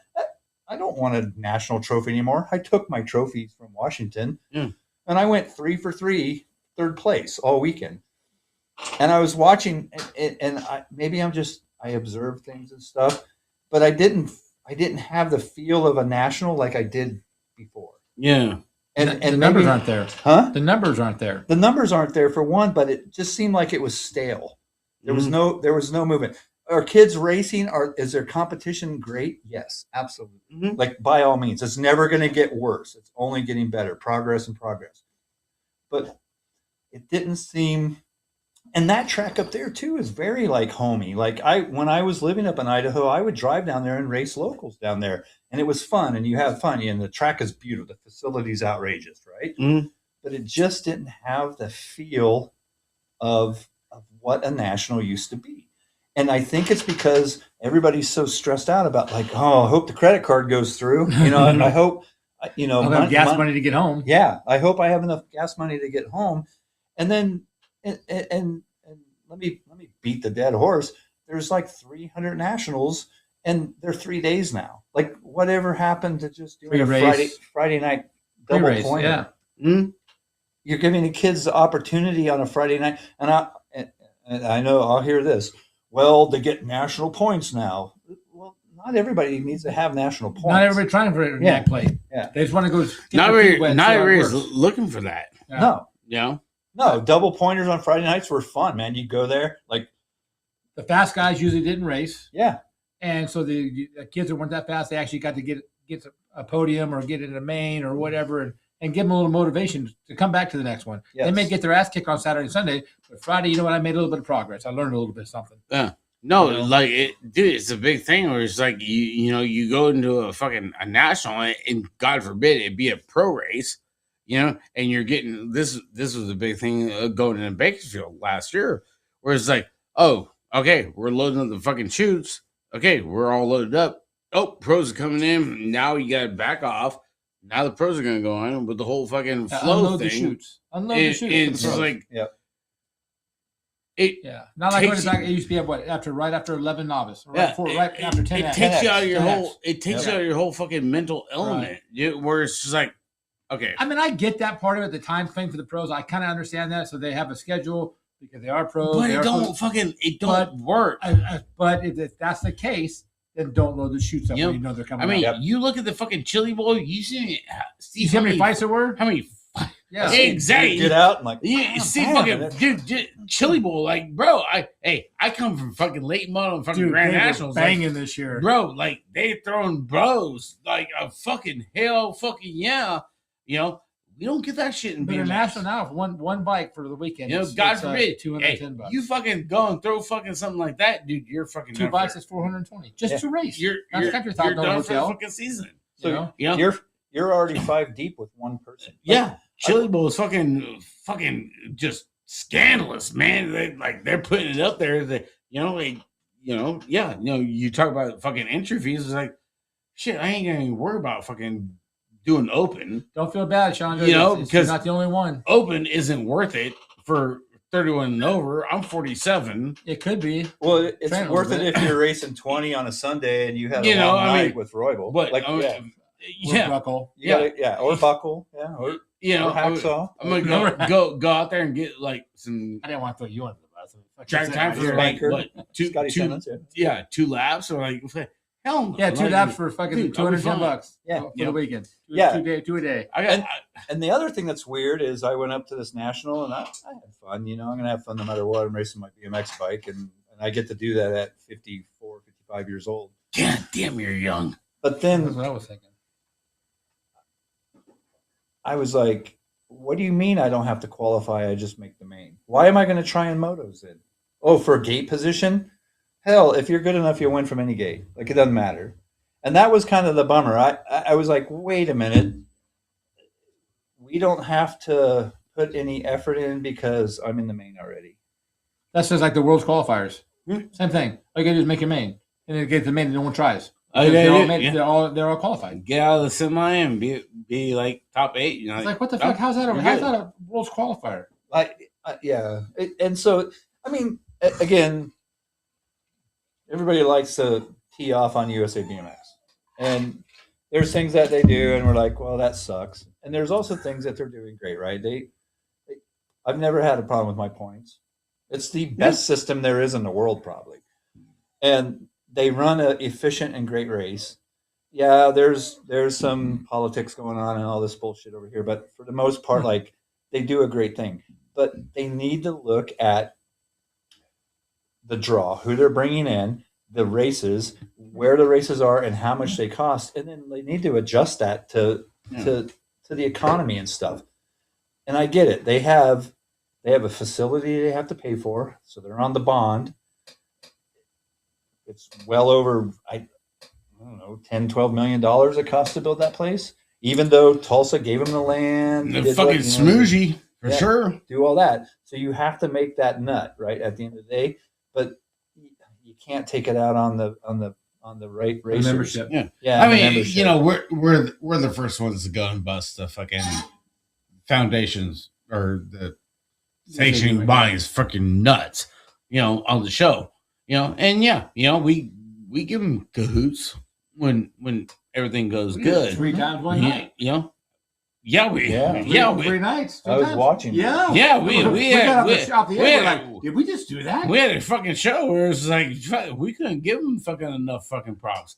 You know, you look at stuff like that, Jim. You know, because you are really big. You've always been big and been a big product of our show, you know, and you look at like Huck Krasinski and everything like Court Park in Utah and then you got over there in Tulsa with Hardesty, you know, and with Paris, you know, like you've been there, done that. You did stuff 10 years ago with what Identity. Yeah, you know, I mean, dude, at the freaking what the hell you call it? Oh shit, what the hell you call it? Not the mark. Oh god damn it, what the hell you call it?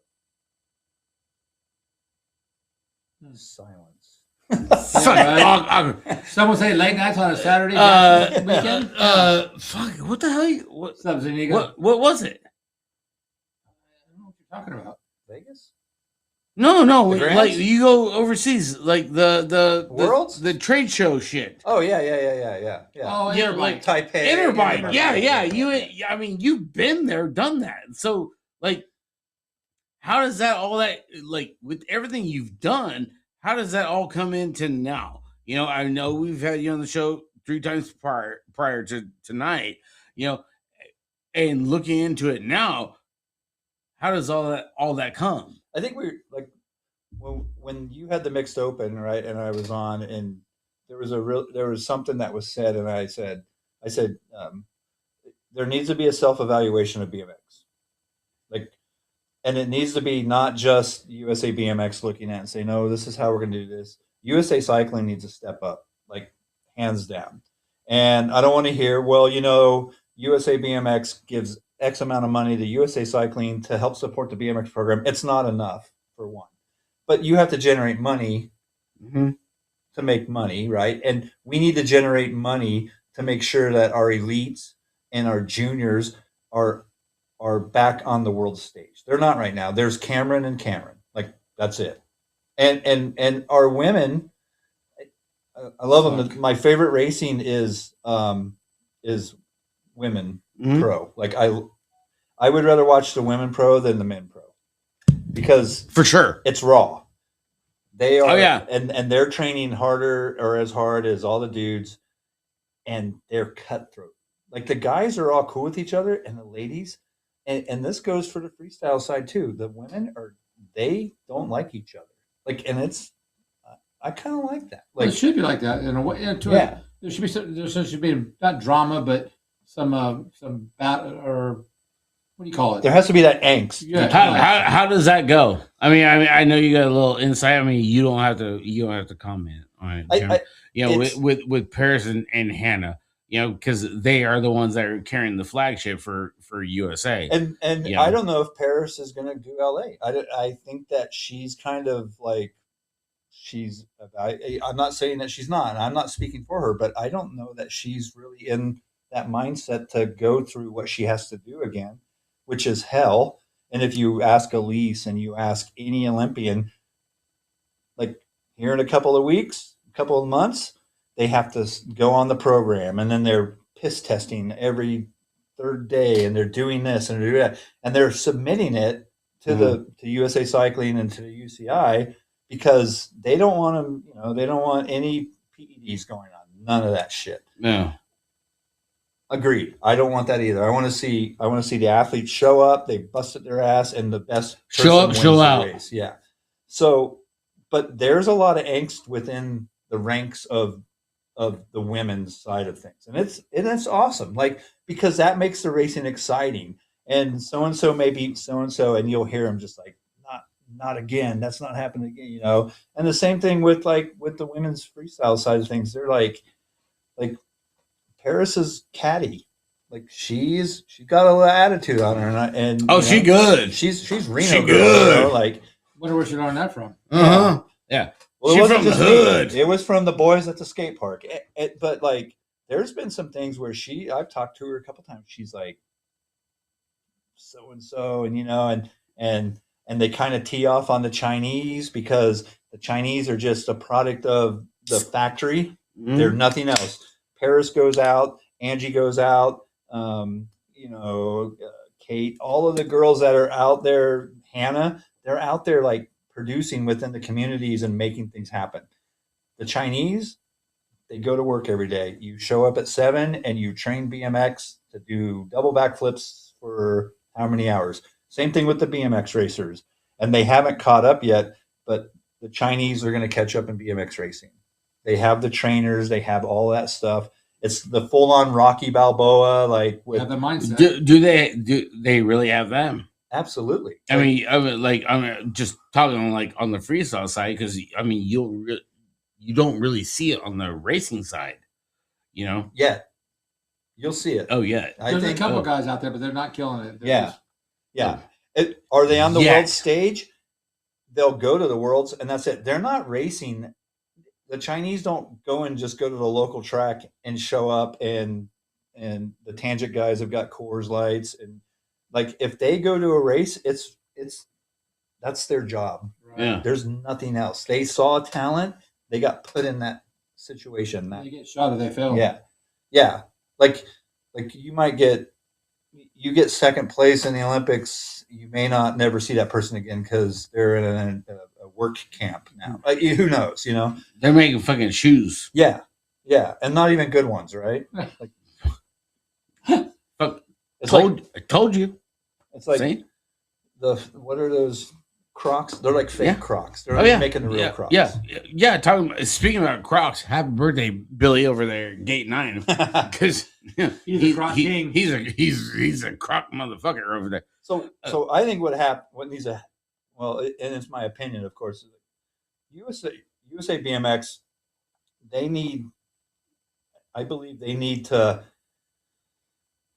either infiltrate USA Cycling and push for both BMX and freestyle. If you look at USA Cycling site now, it's kind of off in the corner. Oh yeah, we do BMX also. Oh, but here's our gravel team, and Chris Blevins is badass by all means. Mike Larson's badass. Boy, oh boy, didn't he not come at fucking Blevins? Boy, oh boy, dude. Well, Mikey Larson, dude. He's national champ again. Shit. Yeah, and cyclocross. Man. And it's cool. This sport is cool. If you've ever been to a cyclocross race, there's the shots of whiskey when you're riding by. There's the dollar bills. They're eating ham sandwiches. That was Chico. On. That was like Chico. Chico back in Halloween. But there's a draw too. There's people showing up to that. BMX doesn't have that draw because it's become stale. Like and it's stale from the bottom up. So even like how they're doing the races and how we're developing these kids that have talent out their ears, but nobody's tapping into it. And if you want to develop with USA Cycling, and especially like in cross country right now, you can pay $12,000 and you get a coach. If there's a kid with talent, they shouldn't have to pay. They should be like, we see talent in you. We want you because we can nurture you and make you into that world champion or Olympic champion, whatever it might be. 100%. Yeah, that's a good way to bring into this next big thing, Jim. That actually I don't even have in the notes. Big shout Daniel Zuniga, Oak Creek. Get ready, March 14th. Gonna have a Side Hack Invitational. So we got that coming up in March. Side hacks. If you got a side hack, you need it. If you need a side hack, get this motherfucker. The one cuddling the dog. We'll take care of it. Get ready. So on March 14th, I got the Side Hack Invitational over there at Oak Creek. So if you need one, we'll be there. It's been 3+ maybe 4 years since we did the Side Hack race up there at Oak Creek. Last time we had 12 side hacks, so we're looking to make it that much better. So back to you, Jim.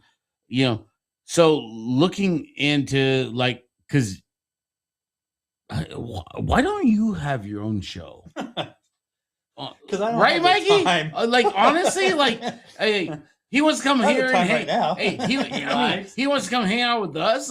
No, it should be the other way around. We should want to go hang out with him. Well, you should want to come hang out with me and go ride. Podcast would be easier. I mean, hell, you look at everything because you are there, you're on the spectrum, and a lot of people and everything too. So is the having the core park facility good for Team USA as opposed to because originally supposedly it was supposed to be on the other side of Hardesty in Oklahoma, and it didn't end up happening because Utah bought it out. The state of Utah is making a push right now, and if you notice, they have the Winter Olympics, don't they? Again, yeah. Salt Lake has the Winter Olympics again. But Utah in general, where did they go to film freestyle motocross stuff back in the day? Utah. Why? Because they were Why like, before? hey, we're going to give you money and we want you to come here and we want you to promote the state of Utah and the outdoor activities. Where's Rampage? Utah. Right. Because they're paying Barber to go out in the fucking desert and jump off of shit. Like literally, right? So Utah in general is just like, why would we not want to have the core part come in and build this facility that is of the elite world quality. The other thing about Utah and core is that I can call up and be like, hey, I want to come and ride, and it costs me like $12. And I can go This ride guy something can like go and that. call up people, Mikey. You can. Everybody can. What Like do I Core Park, you do? I can do ride the it. fucking the hacksaw fucking saver code? No, you Like, just fuck, you dog. can go there and they No, have you days you where are go fucking ride. royalty, Really? dude. Like, Where you go ride, yeah. So it gives the opportunity for the normal person. And do I want to ride that? You know what? At 40, yes, I would have loved to ride it. At 55, I don't want to ride it. Right. Like it's big, and people. well, don't, fuck, look at your foot. Yeah, right. Yeah, 55 is a whole different story. Yeah, but you're seeing these athletes, and it's getting bigger, and you can just see them. They're going bigger and bigger, right? You see, like Yes. Nick Bruce, man, or what's his name in Australia? Berry cloth or fair cloth? No, the kid that won the Olympics in Tokyo, I don't know. Logan Martin. Yes. You see those guys riding those ramps, and you don't realize. We're used to like 6-foot quarter pipe. Oh, the skate park has a 6-foot concrete quarter, and you're like, okay, I can handle that. When you see a 12-foot tall spine, and that's the backside of it's, you're like, I don't know how I would ever ride. Could you ride it? Yeah, it would take a long time. You have to learn that. Those athletes they're athletes. They're doing their job, and to see that, it's amazing. So Core Park doing what they did, they're like, yeah, we'll go to Utah. They're offering us money.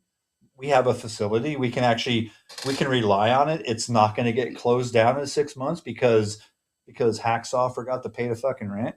Like these facilities are going to show up more and more in Utah. Like the Tulsa facility, I haven't been there yet. I want to go to and check out the museum Hardesty. and all that. Yeah, Hardesty. I want to go race on the track, and it's a beautiful facility.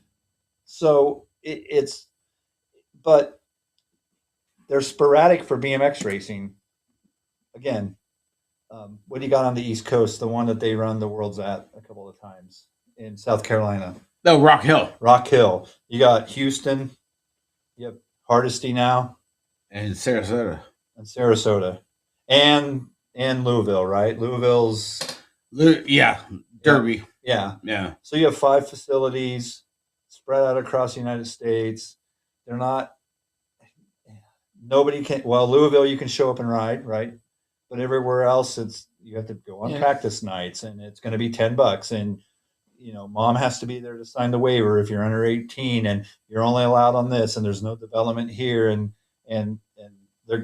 these kids that have talent are kind of getting passed by, and the kids have to take evasive measures. They're like, well, I'm going to go and hit the big hill. Like I can ride Oldsmar is one. And then you look at whatever happened to Chula?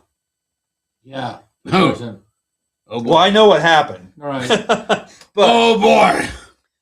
the China track, Ding. the Beijing track, and the London track. And then they had Chula, the BMX track. I raced there. I think that might have been the first time that I've ever beat Dale Holmes on a BMX bike. And it was You gotta be fucking kidding me right now. Yeah, and I was stoked, and Dale's badass, and Fucking Dale fucking tunes into the show, dude. but Chula is a perfect example of it got abandoned. It's like everybody just kind of walked away. Exactly, Nick. With 2 tracks. Well, Yeah. but was it because everybody walked away, or was it because they had no choice but to walk away? I think there was a stigma with Chula. I think there was some things that happened at Chula that I know there were. were. You don't say. Yeah, and so it kind of like, well, You didn't hear it here first. this is our rug, and we're gonna sweep this under here, and then I saw like Upshaw was doing his thing last year, right? They did a development camp there, and there's like 5 people there.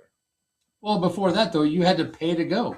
You You had to did, be invited and pay. yes. Well, talk about our future racers, and you're going to charge them, and it was crazy. It just didn't make any sense to me. Yeah.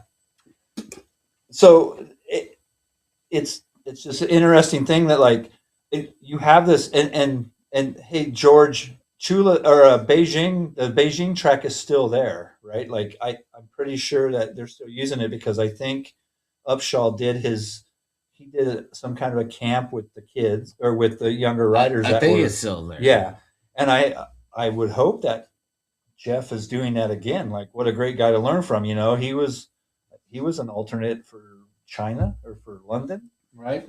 or Yeah. and he's put himself in the sport. National #1 vet pro, dude. Way to go, Upshaw. I'm stoked that he did it. You know, and so you have these kind of tracks, but it's very like elitist. Like, Yes. Right. well, you can come over, but you can't, Right. and that's bullshit. At the end of the day, let these fucking kids ride their fucking bikes. Do you Let them think race their BMX bikes? you know? Talking about like Vet Pro, like let's get into the whole system. Like, if you had it, do you think honestly, like if Avery was still there, Vet Pro could We can all the guys come overrun back? Oh, the yeah. the Pro Series? You Well, bring now Bubba and Murth and all those guys back? Sure, it could now because what does our Pro Series look like? Not What is very a- good. And here's the battle. Why is there not A and AA Pro? I know there's going to be all these answers. Well, you know, it's not cost effective to do this and all this bullshit. Well, they didn't pay the 8 pros enough. Well, to no, fucking make I it mean not we cost-effective. talked about it, But A Pro, you weren't joining A Pro to make money. You were joining A Pro to say, I'm a professional on BMX. Right? It's honestly really no different than juniors and U23. You know, going single On A, the UCI side. I don't even see you the know, difference. between the two, going but going whatever. single A, double A, and then elite. And why U23? So why the fuck is that? But why U23? Shouldn't That like doesn't make sense. to me. 19 or something like that. I So mean, you have Junior X or Junior Elite now, and that's 16 to 18 in a calendar year. I think that's how it's working. God damn, you're fucking so smart. And then you This is why have we bring you on the show, Jim. and then you have U23, which I'm going to assume now is calendar year 19 to 23, and then you're Elite. But you got a 19-year-old who's whooping everybody's ass Josh Jolly. in Elite. Why do they have to be stuck down in U23? It doesn't make any sense on the international stage, especially. Like, we have skateboarders that are 12 years old wearing tutus, doing hard flips down 10 stairs, and winning the Olympics. Why do we not have, who's the kid from Vegas that isn't racing really anymore? Cedric Cade. Cedric Cade, if he was still in the game right now, Bro. I could say Cam Larson, Cam Wood, and Cedric Cade. And who's our best bet to win an Olympic gold medal? Cedric Cade. And you know who fucking had a motherfucking show before fucking anybody else? It was us. Look at Hucker Gitsy. Huck. Fucking What are you, Huck. 12? 11? What do you think about Krasinski and I think the Huffy thing? I think it's badass. Do you think like Huffy is just like bringing the fucking steam? Like, bitch, get on the fucking wagon and like get ready for this bullshit. I think You know, do you think Mongoose maybe missed that fucking wagon with Huffy putting Nick Long in there and like he has total control? Yeah, it'd be like Mike and I'd be like, Jim, you have total control on anything fucking side hack freaking that has to go. U23 What was is created to mimic every other UCI cycling class.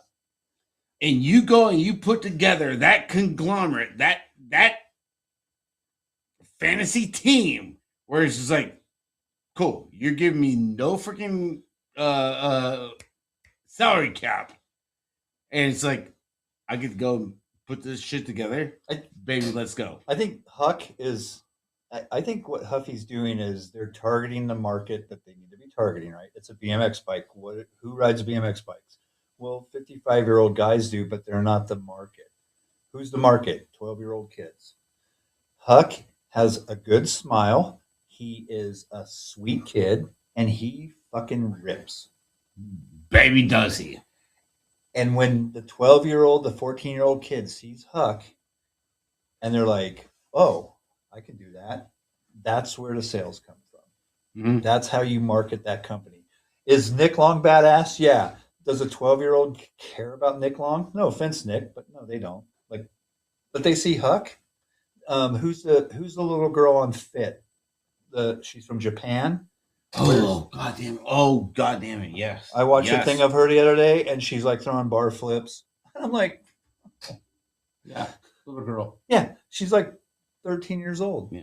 Well, and Mueller has her locked in. Like, it's like, yeah, we'll make pink frames for you. U23 was created for retention. You had kids turning 19 who couldn't make it in elite, so you had to make a class to keep them relevant. Unpopular opinion, but people weren't ready to take that licks in the elite. Created a middle ground class. That sounds about right. And George, like every other discipline in cycling has a U23, right? Which I personally think is silly. Also, like you're either good enough to be in the elites, and there has to be a commitment to that. You have to give everything up and go to do your craft. You want to be an architect. You have to go to school, and I literally I went and busted my ass. I quit every job. I had no work, and I studied and everything to do the best I could in school. That was my goal, right? If Cam Wood moves from Montana to Arizona because that's his craft, he is racing BMX bikes, and he wants to win the Olympic gold medal. He has to make the commitment, and that's the problem with a lot of the racers now is they're either too scared to make that commitment because mommy and daddy have been holding their hand all this time. And the 5 or 6 that have made the commitment, you can see the commitment. Drew Polk, Larson Wood, Delaney, Vaughn, yeah. No.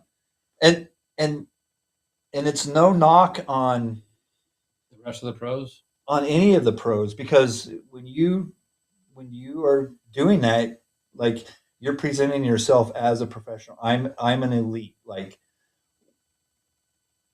I am this less than 0.001% of the world's population. This is how good I am at what I'm doing on a bicycle, right? BMX bikes, freestyle bikes, whatever it is.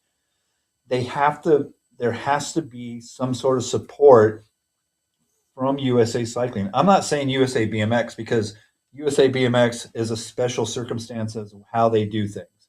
They do help support USA Cycling, but USA Cycling is the one that has to step up at the end of the day. They are the governing body that deals with the UCI. And everybody could say, well, USA BMX has their hand in this, and, I don't know, Luna or whoever is doing this. But at the end of the day, it's the CEO of USA Cycling that has to go in front of the UCI and say, this is what we present from our cycling to the world for teams and all this other stuff. Like that's the kind of that chain of command and everything. Right. USA Cycling has completely dropped the ball time and time again. Unfortunately, I know the dirty side of the freestyle world with USA Cycling. The former coach wasn't doing their due diligence. They kind of dropped the ball. They put a lot on that person, and he got fired. He may have said that he quit or was leaving, but at the end of the day, they were firing him. They said, we'll give you the good way out. Like, you're too big of an icon within the sport to be like, yeah, we fired you. Understandable. They bring in Jamie Bestwick, right? So he's now the coach for USA BMX freestyle team. They're trying to put a Band-Aid on a hole that a howitzer made, is what I feel. Well, Jamie's great. but he's not that be all end all fix. There's no development down here. Tell me who the other girls are in BMX freestyle right now that are going to replace Hannah and Paris. Angie's in her 30s. Like Paris is in her 30s. Nina Burrito. Nina's in she's in her 40s. Corey Shit. Coffey is 47 or something like that. That's the big thing, and that's where it's like I go to the toe to toe for the past 3 years, with Ricky in on the collegiate side. It's like, what the hell is this whole fucking 1 weekend no crap? Yeah. For the biggest BMX school racing, always wins. It's it's the like, same with mountain bike, right? Downhill's the same. There's like, 1 weekend. all because there's you got a roster and every rider gets points. Yep. It has nothing to do with like how good you got finish is or the main is. Yep. It's like, oh no, because fucking Marion College has a fucking thick roster, they're gonna win every time because they're all getting fucking points. But Lindsey Wilson doesn't, It's like, And then they go to the mountain bike side, and you're like, well, what is it in Colorado?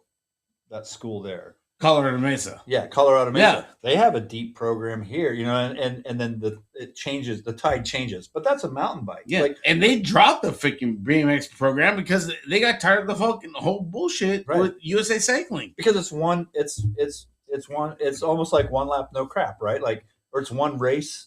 Yeah. One race weekend. How do you not do this? But you're promoting that. That's where like my big thing comes off, where it's like you're promoting freaking high school racing and all these team races going on, but the collegiate side is suffering. Yep. And it's fucking horrible.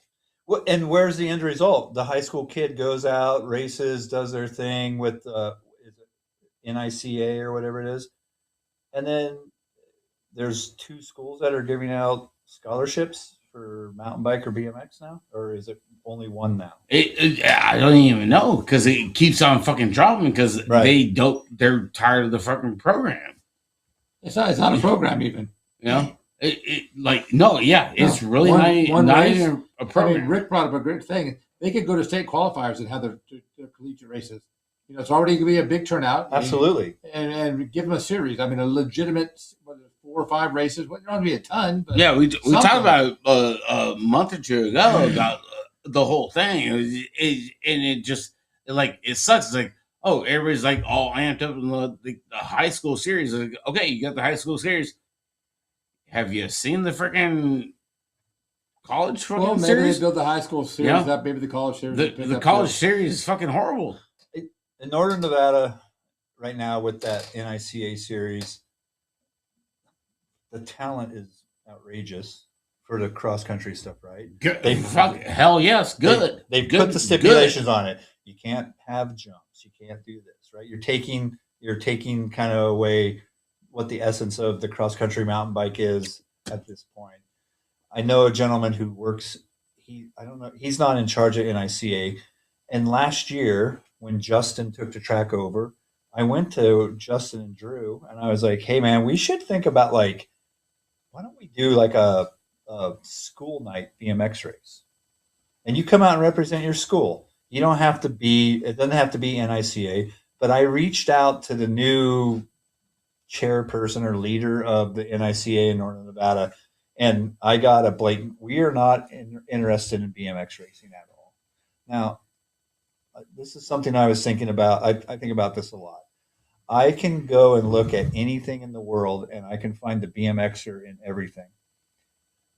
When you do BMX, you're learning how to lose, how to get your ass whooped, how to get kicked down, better, how to get up. And those are all life lessons that are happening. Nobody wants to look at, people look at it like that, but for real, like that's what you're learning. Yeah, you get state one, you might win 10 novice races and bump the intermediate and all that stuff, but it's an education that's happening. For the school, for the NICA to blatantly say, well, we have no interest in BMX. BMX doesn't do anything for us. And I was like, my reply was, that's a really shitty answer. Like, I know You realize Olympians. This is Saw. I know Olympians that race BMX that are going to be in Olympics this time in the winter. Bryce Bennett, 6'8", dude. I used to give him frames. I remember buying a snap stem that was like a 63 for the kid. He had 11.5-inch bars. That kid's on the U.S. Olympic team for downhill skiing. He learned everything from BMX. Darren Ralphs, Olympic skier, gold medalist, BMX. Jeff Gordon, NASCAR legend, BMX. Jimmy Johnson, NASCAR, BMX. Jeremy McGrath, BMX. Jeremy McGrath, BMX. Like, you can see it. Let's go. Right? It's the foundation. It's the foundation. And you may not carry it on. The parents may be like, go bigger and better. Yeah, I want my kid. I have a grandson. I'm like, this kid's going to race BMX. Mom and dad have no choice. He goes by the name of Trip, son. Okay, come on. I'm also looking at karts because I'm like, man, Formula One racers make a lot of money. And to get a kid into this sport, and where would you learn how to go through corners? Where would you learn how to do all this? From BMX, because it's you alone, and there's 7 other crazy people, and everybody wants to win Just the race. some crazy bastards. And your bikes are hitting, you're banging bars. I know everybody's like, oh, it's follow the leader. Bullshit, it's follow the leader. Jack Kelly, I watched him, George. Oh, God, Jack Kelly. I watched him Damn, on that BYU game. I forget who they were playing, and I heard Jack Kelly, and I was like, oh. And then BMXer. I usually won't watch college football. I'm like, whatever, you know. And I sat down and watched Jack Kelly. I'm like, I remember that little bowling ball head, you know. Fucking rush the quarterback. Yeah. Big bowling ball. Yeah. Head. He's always a big kid. Just up through the middle, and baby, like, it's coming, baby. It's like doomsday. Kelly getting ready to enter the NFL draft, it says. Dude, for BYU, dude, And for George Brigham Vick Young. Because George Vick says, my kid has been racing NICA for 3 years and is so far advanced compared to the other. Yeah, dude. Because of BMX. Yes. Jack Kelly was just like, dude, that. Right, George? It's because of yes. let's look at the bro. mirror and say BMX has given everybody this. Now, it's funny that BMX produces all these other champions, but then when it comes to our international team and stuff, we're struggling here in the United States to produce people that are going to go out there and can compete on the world stage. True. No, that's a big fact, Jim. And that's a bummer. It really is. That's a bummer. I don't feel like it's you've heard me say it before. BMX doesn't owe anybody anything at all. At the end of the day, you go out, ride your bike, you do that for you. You learn, though. Yeah. Answer doesn't owe you forks because you learned how to pull manual something. Nobody owes you shit. What happens though is you owe BMX a lot because it's giving you all those lessons. I attribute BMX. My dad started me when I was 5. All my success I had in football, making state and all that kind of shit, it's all from BMX. Right. It wasn't from anything else. It was from BMX.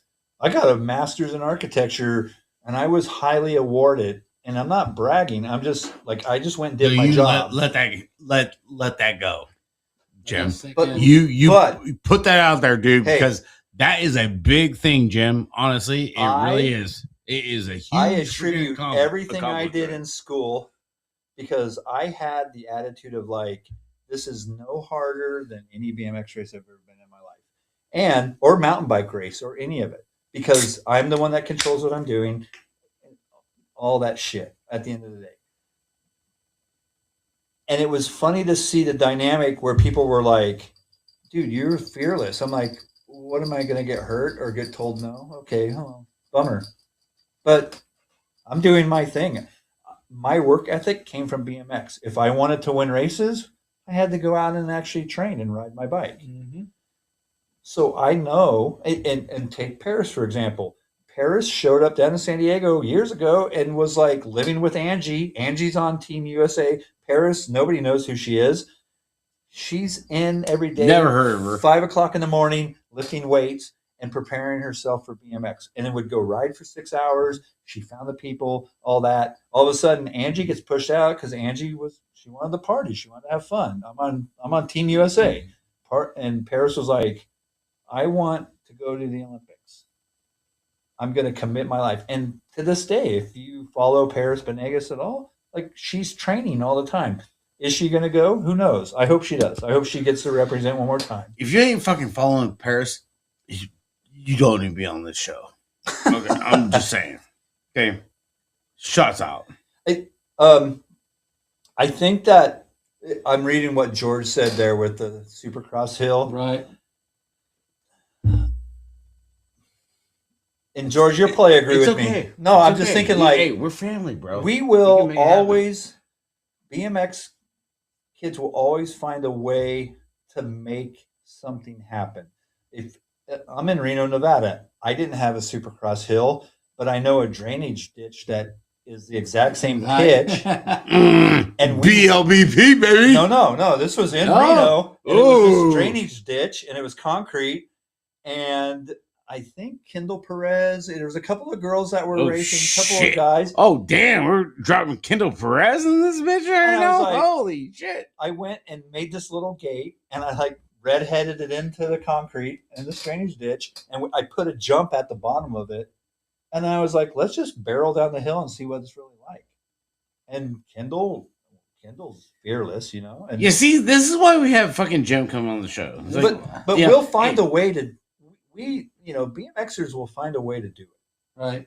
Guaranteed. You don't have jumps. You got a shovel. You're gonna go out and build jumps. Growing up, that's what we did. That's what you did. Yeah. You just never stopped. I'm not smart enough to stop. Exactly. He's been across the I country, didn't say Mikey. they're not smart, Jim. I just said you just never stopped. I say I'm not smart enough. He's to been stop. across the country. And he's like, oh, hey, got room for me on the show? For tonight? Hell yeah. But that's what we did. We built jumps. This Manteca, we had jumps everywhere in this town. You could go any part of this town, we could ride around. When I was in school. Ditch. No, we had. It was called the ditch. Yeah, and like, how many kids learn on a brick and a piece of wood? You know, like whatever. Wheelbarrow and a 2x4 and plywood. I was already 21 when I moved out here, dude. I don't got that. Which brings it full circle back. Tell me BMX is dead again. Right. It's not dead because there is a 10-year-old kid with a DK that dad bought him for Christmas or whatever, a Huffy, whatever. And right now that kid's in bed, and tomorrow morning he's going to get up and he's going to take a shovel and he's going to go build a jump in a ditch. Tell me BMX is dead then. Yep. Yeah. Is he sponsored? No. Does he care? Fuck no. He Nope. could care less. But him and his buddies are going to ride that BMX bike and they're going to jump the shit out of that. And then one of them may say, I want to go race, you know, or whatever, however it happens, but it's going to happen. And then it coalesces, right? Everybody, the racing will grow again. Right. The freestyle scene will grow again. It needs to be attainable across the board for everybody. It needs to be fair. You know, like give a kid a chance. Don't USA Cycling them and say, oh, you want our coaches to train you? It's $30,000, Right. you know, for 18 weeks. And you're like, dude. And then I can't guarantee my kid's going to go. Sure, Truckee kids can go, like their parents are loaded. Sun Valley kid ain't going. Sun Valley kid's going to find out, well, you know what, skate park's free. I'm going to go over there and learn flares and be better than everybody else, but I'll never get a chance at that either. That's not what the essence of BMX is at the end of the day. I don't know. You know, that's a good segue there, Jim, and Mikey too. On seeing that is, you know, Jim, with everything that you've been through and experienced, and you've been here, done that. Like, shit, don't know why you don't have your own freaking podcast. Is just like, you know, who do you think is going to be like the big frame or sponsor kind of conglomerate going into 2026? Like, is it going to be the Shield at S&M? Is Colt, like, is Haro going to be For park or for like race? part, like, you will just like in general, you know, because yeah. I mean, you know, They're both going to be different, though. we Yeah. talk about it all the time there, Mikey, because it's like it comes like as random topics Right. throughout the show, but I mean, Jim's here, like Jim's in it. Yeah. You know what I mean? Same thing like with USA BMX, like the core park thing. Like the core park thing, like looks to be pretty freaking good. And like I'm the first to say, like we're the first ones that are gonna bust the nuts of the sanctioning body of of anything. But with core park, like it looks to be pretty freaking spectacular. Like it's a good thing they got that going on the freestyle side in Utah, as opposed to with whatever they originally planned on having in Tulsa. I mean, you got like you talk about Carl, you talk, and then you got Bryce Tryon. The free agent rides and everything in Peraza and everything else in between. It's like, man, dude, the freestyle shit is just even that much thicker than the racing side that a lot of people don't recognize and see They that. don't even have comps anymore for freestyle shit. You got to go overseas. They do, but they're not. You guys ever follow motocross? Mm-hmm. Remember in the 80s when Jean-Michel Bell, the Frenchies came over, Yep. and the Americans got their asses handed to them because the Americans had been doing so well for so long. It became a party. Right. Europe was racing, and they were like, "Hey, Trying to get better. Yeah, we're here to race and win money," and and that's what happened with BMX right now. Like BMX is like, well, we have Connor, right? Connor won the gold. I feel that when Connor won the gold, everyone was like, okay, it's done. We did it. And then Connor got hurt, and now it's like, shit, Connor's hurt. He's done. He's going to retire. I don't blame him. Nope. He hit hard. Yeah. But nobody was there to pick up the torch. Nope. And carry on what Connor was doing. Nope. And I bet if you were to sit down with Connor and say, like, what happened? He's going to say, there was no support after me. I had all the support. I think Sean Dwight was coaching Connor, right? When he won the Olympics. And he was coaching him when he crashed also. Yes. Unfortunate events, right? Sean Dwight, I believe, was also coaching Nick Kinman at some point in time. So they have the opportunity to do that, but there was no carrying of the torch on the American side. Same thing with Elise. Elise, she's done. I love her to death. I think she's the greatest. I think she's the greatest BMX racer ever. Like better than Joris, better than all of them. Longevity. She's won like 8 billion ABA or USA BMX national #1 titles, world champion. Got herself a silver in the Olympics. That's nothing to cry about, right? No. And now she has this beautiful baby, and her and Sam are happy. You can see the relief on her face. Like I follow her. Oh, it's really good. It's got to be. The stress level's got to be so far down. She's not coming back to race. She's going to come back and race, but it's not the Elise that you. Right. Yeah. It's not the beast anymore, right? It's not the Elise versus Dominique Daniels. Yeah. Because that was then. Yep. And that's the thing. Like on the girls' side, like that's what we're missing.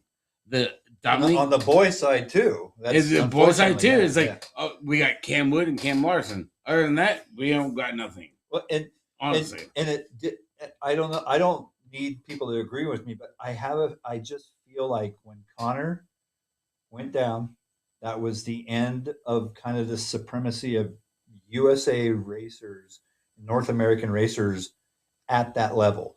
It has to get built back up. It's just like the motocross in the 80s, though. Like, yeah, it sucked. And then here comes this kid out of Southern California, Jeremy McGrath, and he's got the frosted tips, and he's flamboyant. God damn, I remember those fucking days.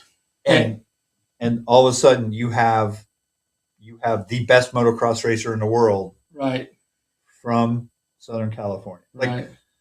And that's what has to happen. Is Cam Wood that person? Is Cam Larson? Is Drew Polk? Not yet. Can they be? Sure. I think they can. Do they need the support? Absolutely. If I was made of millions, that's all I would do. I would just be like, let's find these BMX racers and let's give them support. Let's Look at support. Shimmy, Anthony Picardo. Yeah, He had one going to work on his own dime. yeah. I mean, Well- he's more to stars and bars. What are we doing this year with the world's team again? USA Cycling. We sure in the fuck aren't funding them. To Yeah, go. and you know what, Jim, here we are at the end of the show. You brought it up. Jim has the biggest influence in my life as a BMXer and going to MTB and back to BMX. Piper FT. Yes. It's Piper. Yeah, He's I up mean- in Seattle now. He's been a But Rio you, local. Jim, you've been there, done that. Like you are the guy. You put in applications and everything for like the coaching side with, especially for like the racing side of whoever our coach is for the racing side. We have a coach now from a foreign country. I mean, Yeah, come on. it's, Yeah. Oh, yeah. We got a great How does coach. that make any sense? Oh, it's so great. Yeah, Well, yeah. so is the freestyle. I mean, I know, yeah. how does that dude. make any sense? No, no, dude. We got a I mean, great I'm not the coach. smartest guy in the world, but even I mean- to me, it don't make a lot of I sense. mean, don't worry about it. We left fucking 11 seats fucking open fucking last year. that's Right. that's the question is You know, why I mean, so Jim, like this is Why are we not you, dude. doing that? Like you know it. Hey, we blow it and we don't cut fucking no corners on this fucking show.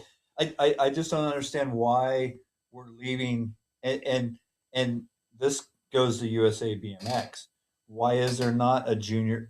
Why are you not going to every national race weekend? There should be at least that junior elite. Like it used to be. We had pros at every Yes. race. Every fucking Every national. race. Every race should have, and no offense, pro-ams suck. If you want to be a pro, you turn your ass pro. There you go. Do not cheapen up. And this is what happened with the pro class. They cheapened it up by making these pro-ams. At the California State, NorCal State Championship finals, pro-am, cool. How Not a about if national. at that race there was an elite and a junior elite? Mm. I'd rather see Kira Bustad Mm. race Yeah, Molly baby. Simpson. at the NorCal final than be in Oh, baby. I'd rather see her race in the pro class or as the junior elites she's 19, 20 now. Yeah, no, like, legit. Yeah. I'd rather see an elite race, an vet pro race with Peebles and Alan Hudson and whoever shows up, Right. I'd rather see those guys than watch, and no offense to Nick, or any of the amateurs. I don't want to watch the amateurs race the pros. I want to watch the pros race the pros. Pro-Am should be a local thing. I agree. But Like if it you used to have be. a California State race and the finals and you have the pro-am instead of all that, great. Could NorCal State finals host elite races, And it's not for like national points. It's like it's for California, And there's enough talent in this area to put a pro class. San Diego's on the not that hill. far away. They'll drive down for the money. Yeah. We got a little bit. Yeah. Not It can be much. done. Right. Well, maybe they do the We're okay. NorCal and the SoCal, and the pros are racing both of them, and then whoever wins the overall gets. Yeah. Shit, big no, check. hey, don't put that Pros are fucking gonna- pros are don't gonna put, race. They're gonna go with the don't money put now. that pressure on this fucking podcast. Yeah. I'll tell you that right now. But I mean, this is the creative side of it, right? You have to. BMX has to think outside of the box, especially in the United States, because we are lacking across the board. We have the talent, but we're lacking a lot. What was our dude. best finish at the Olympics this year? What did Cam Wood? He made the main, right? Right. And he got sixth or something. Yeah. 6th. Right. We're supposed to be the dominant country in every fucking thing. Well, And now our it is. best finish was 6th. Well, Nothing against it. Nothing against him. Just lack of fucking accessibility. Oh, and you know, hey, training. dude, lack of home track advantage. Yeah. I'll beat that horse till it's completely pulverized. As far as For like, France. I believe that whole Olympic was loaded. 3 Frenchmen, top 3 in the main. If they had 3 French women, they would have been top 3 in the main. Right. Well, I don't know. Nobody was going to beat Saya. Like, All right, here we go. Right. Here we go. This is gonna wrap up the show with this zinger. All right, Jim. Because you've been there, done that, and done everything else in between that Mikey and I have not had the opportunity to do this. Name your frame. My frame? What frame I love? What do you think is going to be the what's going to be for 2026? Oh, what? Well, I'm right of Vendetta still, and I want Eric to do well, but I think I have a feeling Across that the board. Huffy is making the push, and I hope they're making completes that the kids can afford, that people can go out and buy. Big selling point. Right? It looked like that way at Grand's, And then which that I didn't see Mongoose doing the same thing. Right. So that puts freaking Huffy with a 1-up and Mongoose with a down. And then you have DK, which I believe Bill bought back, and it's being run out of Dayton, Ohio again. I think there's an opportunity there. As far as I know. Yeah. Right. I think the DK stuff, I've never owned DK stuff like that, but I've always been a fan of what they did. Like, I believe they were doing it. And I think like an S&M and a Cult, they are damn. Oh, they're two. Jesus Christ. So I know Here this. we go. God damn it. I know like, Cult. I'm almost positive Cult is doing aluminum race frames, from what I've heard. But Robbie and Neil Wood do not want to break into the BMX race market. Yeah. They have a solid thing going on. Aren't they in it already, though? Huh? Aren't they in it already? They are, but their scale is not like. I know there's a new frame coming out right now. Yeah, it's not at that scale. Vic Beam, everything's kind of modeled after him. He's kind of that wild card, Okay, fuck you fucking sure is. Yeah. Well, he's toned down like a lot. Well, he got a little older. Yeah. He's good. Things start hurting more. He's all right. No, he's good. But man, It's the same with S&M too. We're going with S&M and a Shield. Moeller has the new frame coming out, right? The Hatchet. Molly Hatchet. And there's a lot of innovation going on that. But Moeller doesn't want to field a factory BMX race team because at the end of the day, UCI or USA Cycling and USA BMX, they're not creating this grab for Moeller to build a bike and then have it like match where he can make money off of that. Right. He has to keep his doors open. Robbie has to keep his doors open. Bill with DK does. You're due to answer, like all these guys, right? And it's a thin line on the market. Like people aren't going out. Well, people don't. When I see on Marketplace or NorCal BMX used parts, when I see a Rift built and they want $2,300 for it, like I'm laughing. I'm like, there's no fucking way that bike is $2,300. This is a BMX bike. Yeah. The companies have followed a trend. They've made these bikes, and it's becoming this mountain bike market that it was in 2015, 2018, where Specialized was selling cross-country bikes that are carbon fiber for $12,500.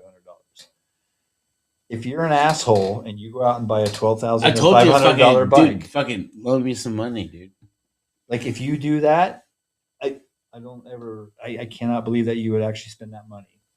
Like that's like they've priced people out of the market. That's with living bicycle. room freaking furniture, dude. Yeah. That's a down payment on a new Chevy pickup truck, right? That too. Yeah. $12,000 for $2,000 for a BMX race bike. Man, that's outrageous. I understand there's an adjustment for inflation and the cost of living and all this stuff that is happening over the course of time. But I don't see, and I don't even, I get what Chris has to do with S&M, but I don't see where he's selling frames for $600 now. Like I've ridden with Mike Hoder. I know him. I love the guy, but I'm not paying $600 for the BTM frame from S&M or Corey Walsh. And you see that shit? I told you. Remember when Carbon first came out? They were like $1,200. Aluminum was $4.5. Yeah. And now all of a sudden, now all the aluminum frames are at $800. Yeah. I'm like, what the fuck? Tried to tell you. I mean, it's crazy. I mean, and it doesn't matter. I mean, we have our team we have sponsors that help pay for the cost, but I mean, it's still expensive. Well, An aluminum frame. Shit, it's a hobby for Answer Esquire Clay. Well, it's a hobby for us too. Yeah. And we're going broke for it. You know, we don't got to worry about it. Like, you look at everybody else, you know, but like, shit, you look at Moeller, like with the whole Factory Fridays stuff. It's like, dude, it's business as usual. Muller's got his shit figured And out. it's like, Mueller doesn't bro, bite like, off you more are than he can fucking, chew. you are He fucking get carried away, killing it, dude. And neither does Robbie with Colt. Those dudes are like, look, we know where we sit in the world. We know I'm going to go buy S&M handlebars. I will not run any other handlebar. I alone probably support Chris's Ford getting gas in it just by buying handlebars. Fuck, hell yeah! I'll put gas in this fucking truck too. They're not stepping out of their zone where Haro made this big push with their BMX race line, and then they didn't want to support the racers that go out and market that. So what's going to happen? They'd have no marketing. The bikes aren't going to sell because nobody knows what the fuck a Haro is. What's Haro? You know, like how did that go? I mean, Jim, we talked about it earlier, with Paris and everything, but being tied in with Haro, like, how does all that come about? who got silver? Well, I mean, you got what? I mean, for Haro, who's out filming, and every Friday you have Curly and Anderson and Paris. Dennis Anderson is doing shit. Like, with that's ramps it. Like, and all that. How are they keeping the boat afloat? Because they're marketing that, and people are buying the product. That's why that's happening. Are they buying it like at S&M? No, absolutely not. S&M is a core company. Like, dudes get S&M tattoos on their chest. They get Colt tattoos on their arm, right? Yep, Die Hard. Yeah. Terrible one down in Texas. Like, they have a small cult following that are loyal to that frame. Yeah. I love S&M. I love Colt. Like, I'll buy one or the other. I don't really care. Like, I think both. I mean, you're a legend, dude. I mean, we're just a podcast. But it's like they S&M has RAI, right? Mm-hmm. That kid. He races BMX. I don't know if you ever knew that. He was a ripper. No, I see from it. Southern Oregon. And now he's out there just like every day I look and he's posting something else. And he's here and he's doing this and I'm like, dude, this kid is everywhere. And he's just going out in the middle of the street and doing something. But there's that marketing and that social marketing value, right? That's where they're selling the frames. And you have the loyalists. Haro, they lost the loyalists a long time ago, right? Pistol Pete Longarevich was on Haro. What's his name? Who was the one from Australia that was on Haro? Kalen Young? Not Kalen, before Kalen. He was national #1 pro. Kennard? And he was like, the dude's a car salesman now somewhere or something like that. I don't know his name. Kennard? He rode the SR-71. The SR-71. That's shit. That's way back. That's before you started coming back. Yeah, that was way for me. No, but that was good times, dude. So, dude. At that point in time, Kevin Tomko was on Haro, right? Like, you had these racers that were like, they were people that were seen. Haro did well. Haro lost its luster, and who knows why Haro lost its luster, other than the fact that, like, maybe they weren't supporting their riders enough to get them out there in the real world. Where Anderson picks it up and says, well, I'm going to go and film all this crazy shit, and on every Friday I'm going to put it out there. And then Paris is doing it, and they're riding together, and then Chad Curley's slaying it. And so the freestyle side of things, Haro's solid.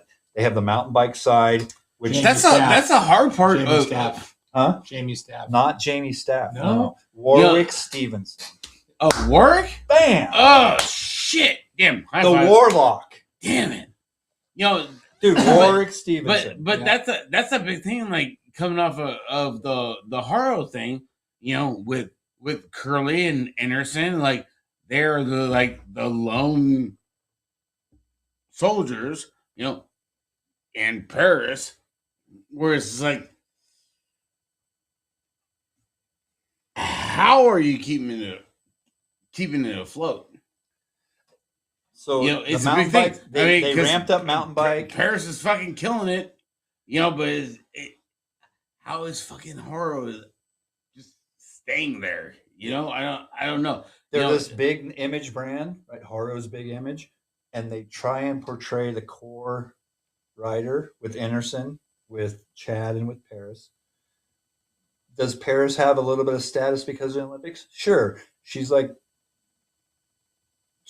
in that elite group. Yeah, But and I love Paris to death, but she's not going to carry Haro, and neither is at the end of the day what's going to happen. And I hope it doesn't happen, but I have a feeling that Haro is not going to have a showing in the Olympics, and you're going to see the GT happen to Haro.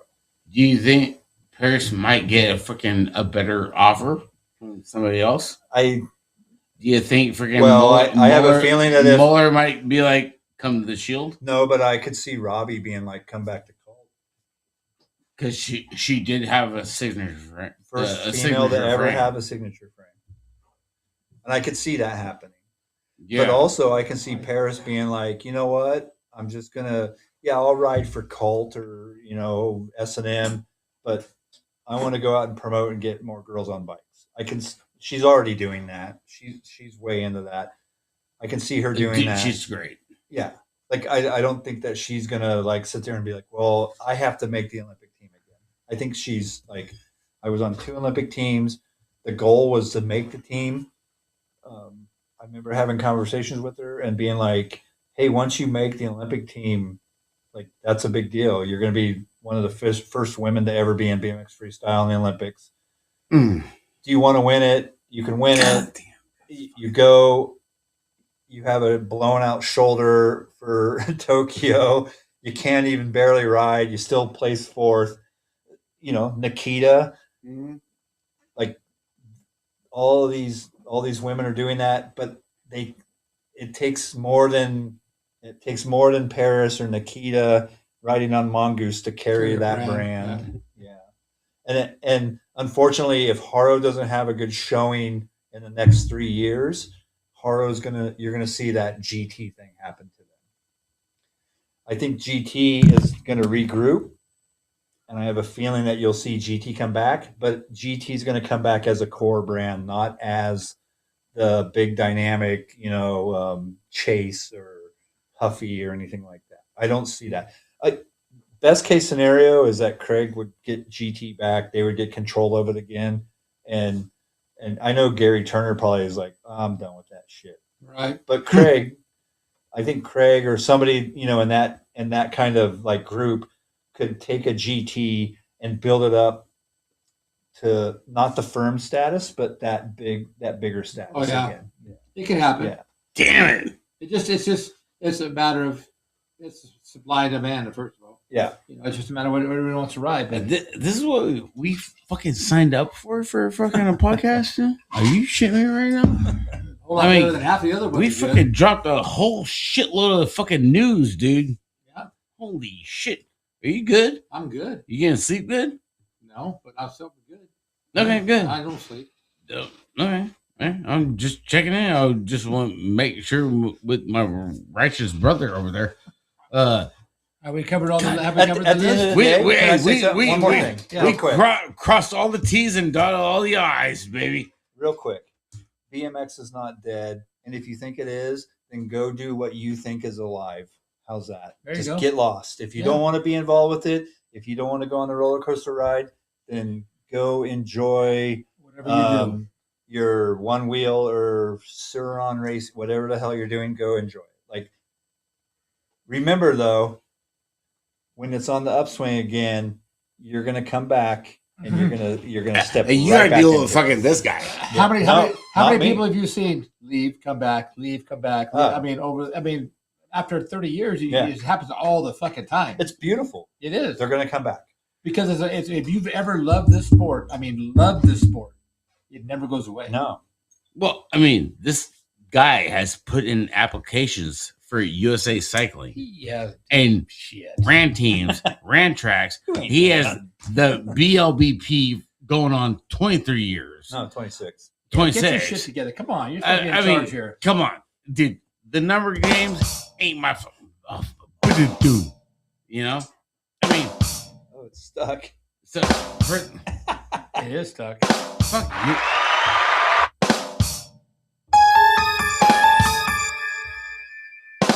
You fucking kidding me right now? Co- Show's over. fucking You broke it. Co-host fucking just blew out the fucking mixer board. What in the hell? That's never I don't know. happened. You fucking tell me Hey about guys, it. thanks for tuning in. We appreciate Yeah, no, I you. appreciate it. Really. Gate 9 number plate, dance. Gate 9, happy birthday, Billy. Oh, dude, Central BMX over there in West Texas. Yo, Road BMX going to be live tomorrow. Shit right there. This is almost as good as the repeater show a few weeks ago. Well, you know what? I told everybody, like, hey, dude, when you go live, you never know what's going to happen. So, Danelle and Big Dan, Sexual Chocolate over there in Texas. Sexual sweetheart. Yeah, you guys have a great show tomorrow. Definitely be tuning in. We're gonna figure out what the fuck is going on with our fucking mixer board. So everybody, be cool. Chang Star, love you. Great, Hollywood, thank you so much for calling in. Yeah, we're This is fucking hilarious. we're getting off this fucking shit. We're out of here. Later. What the hell?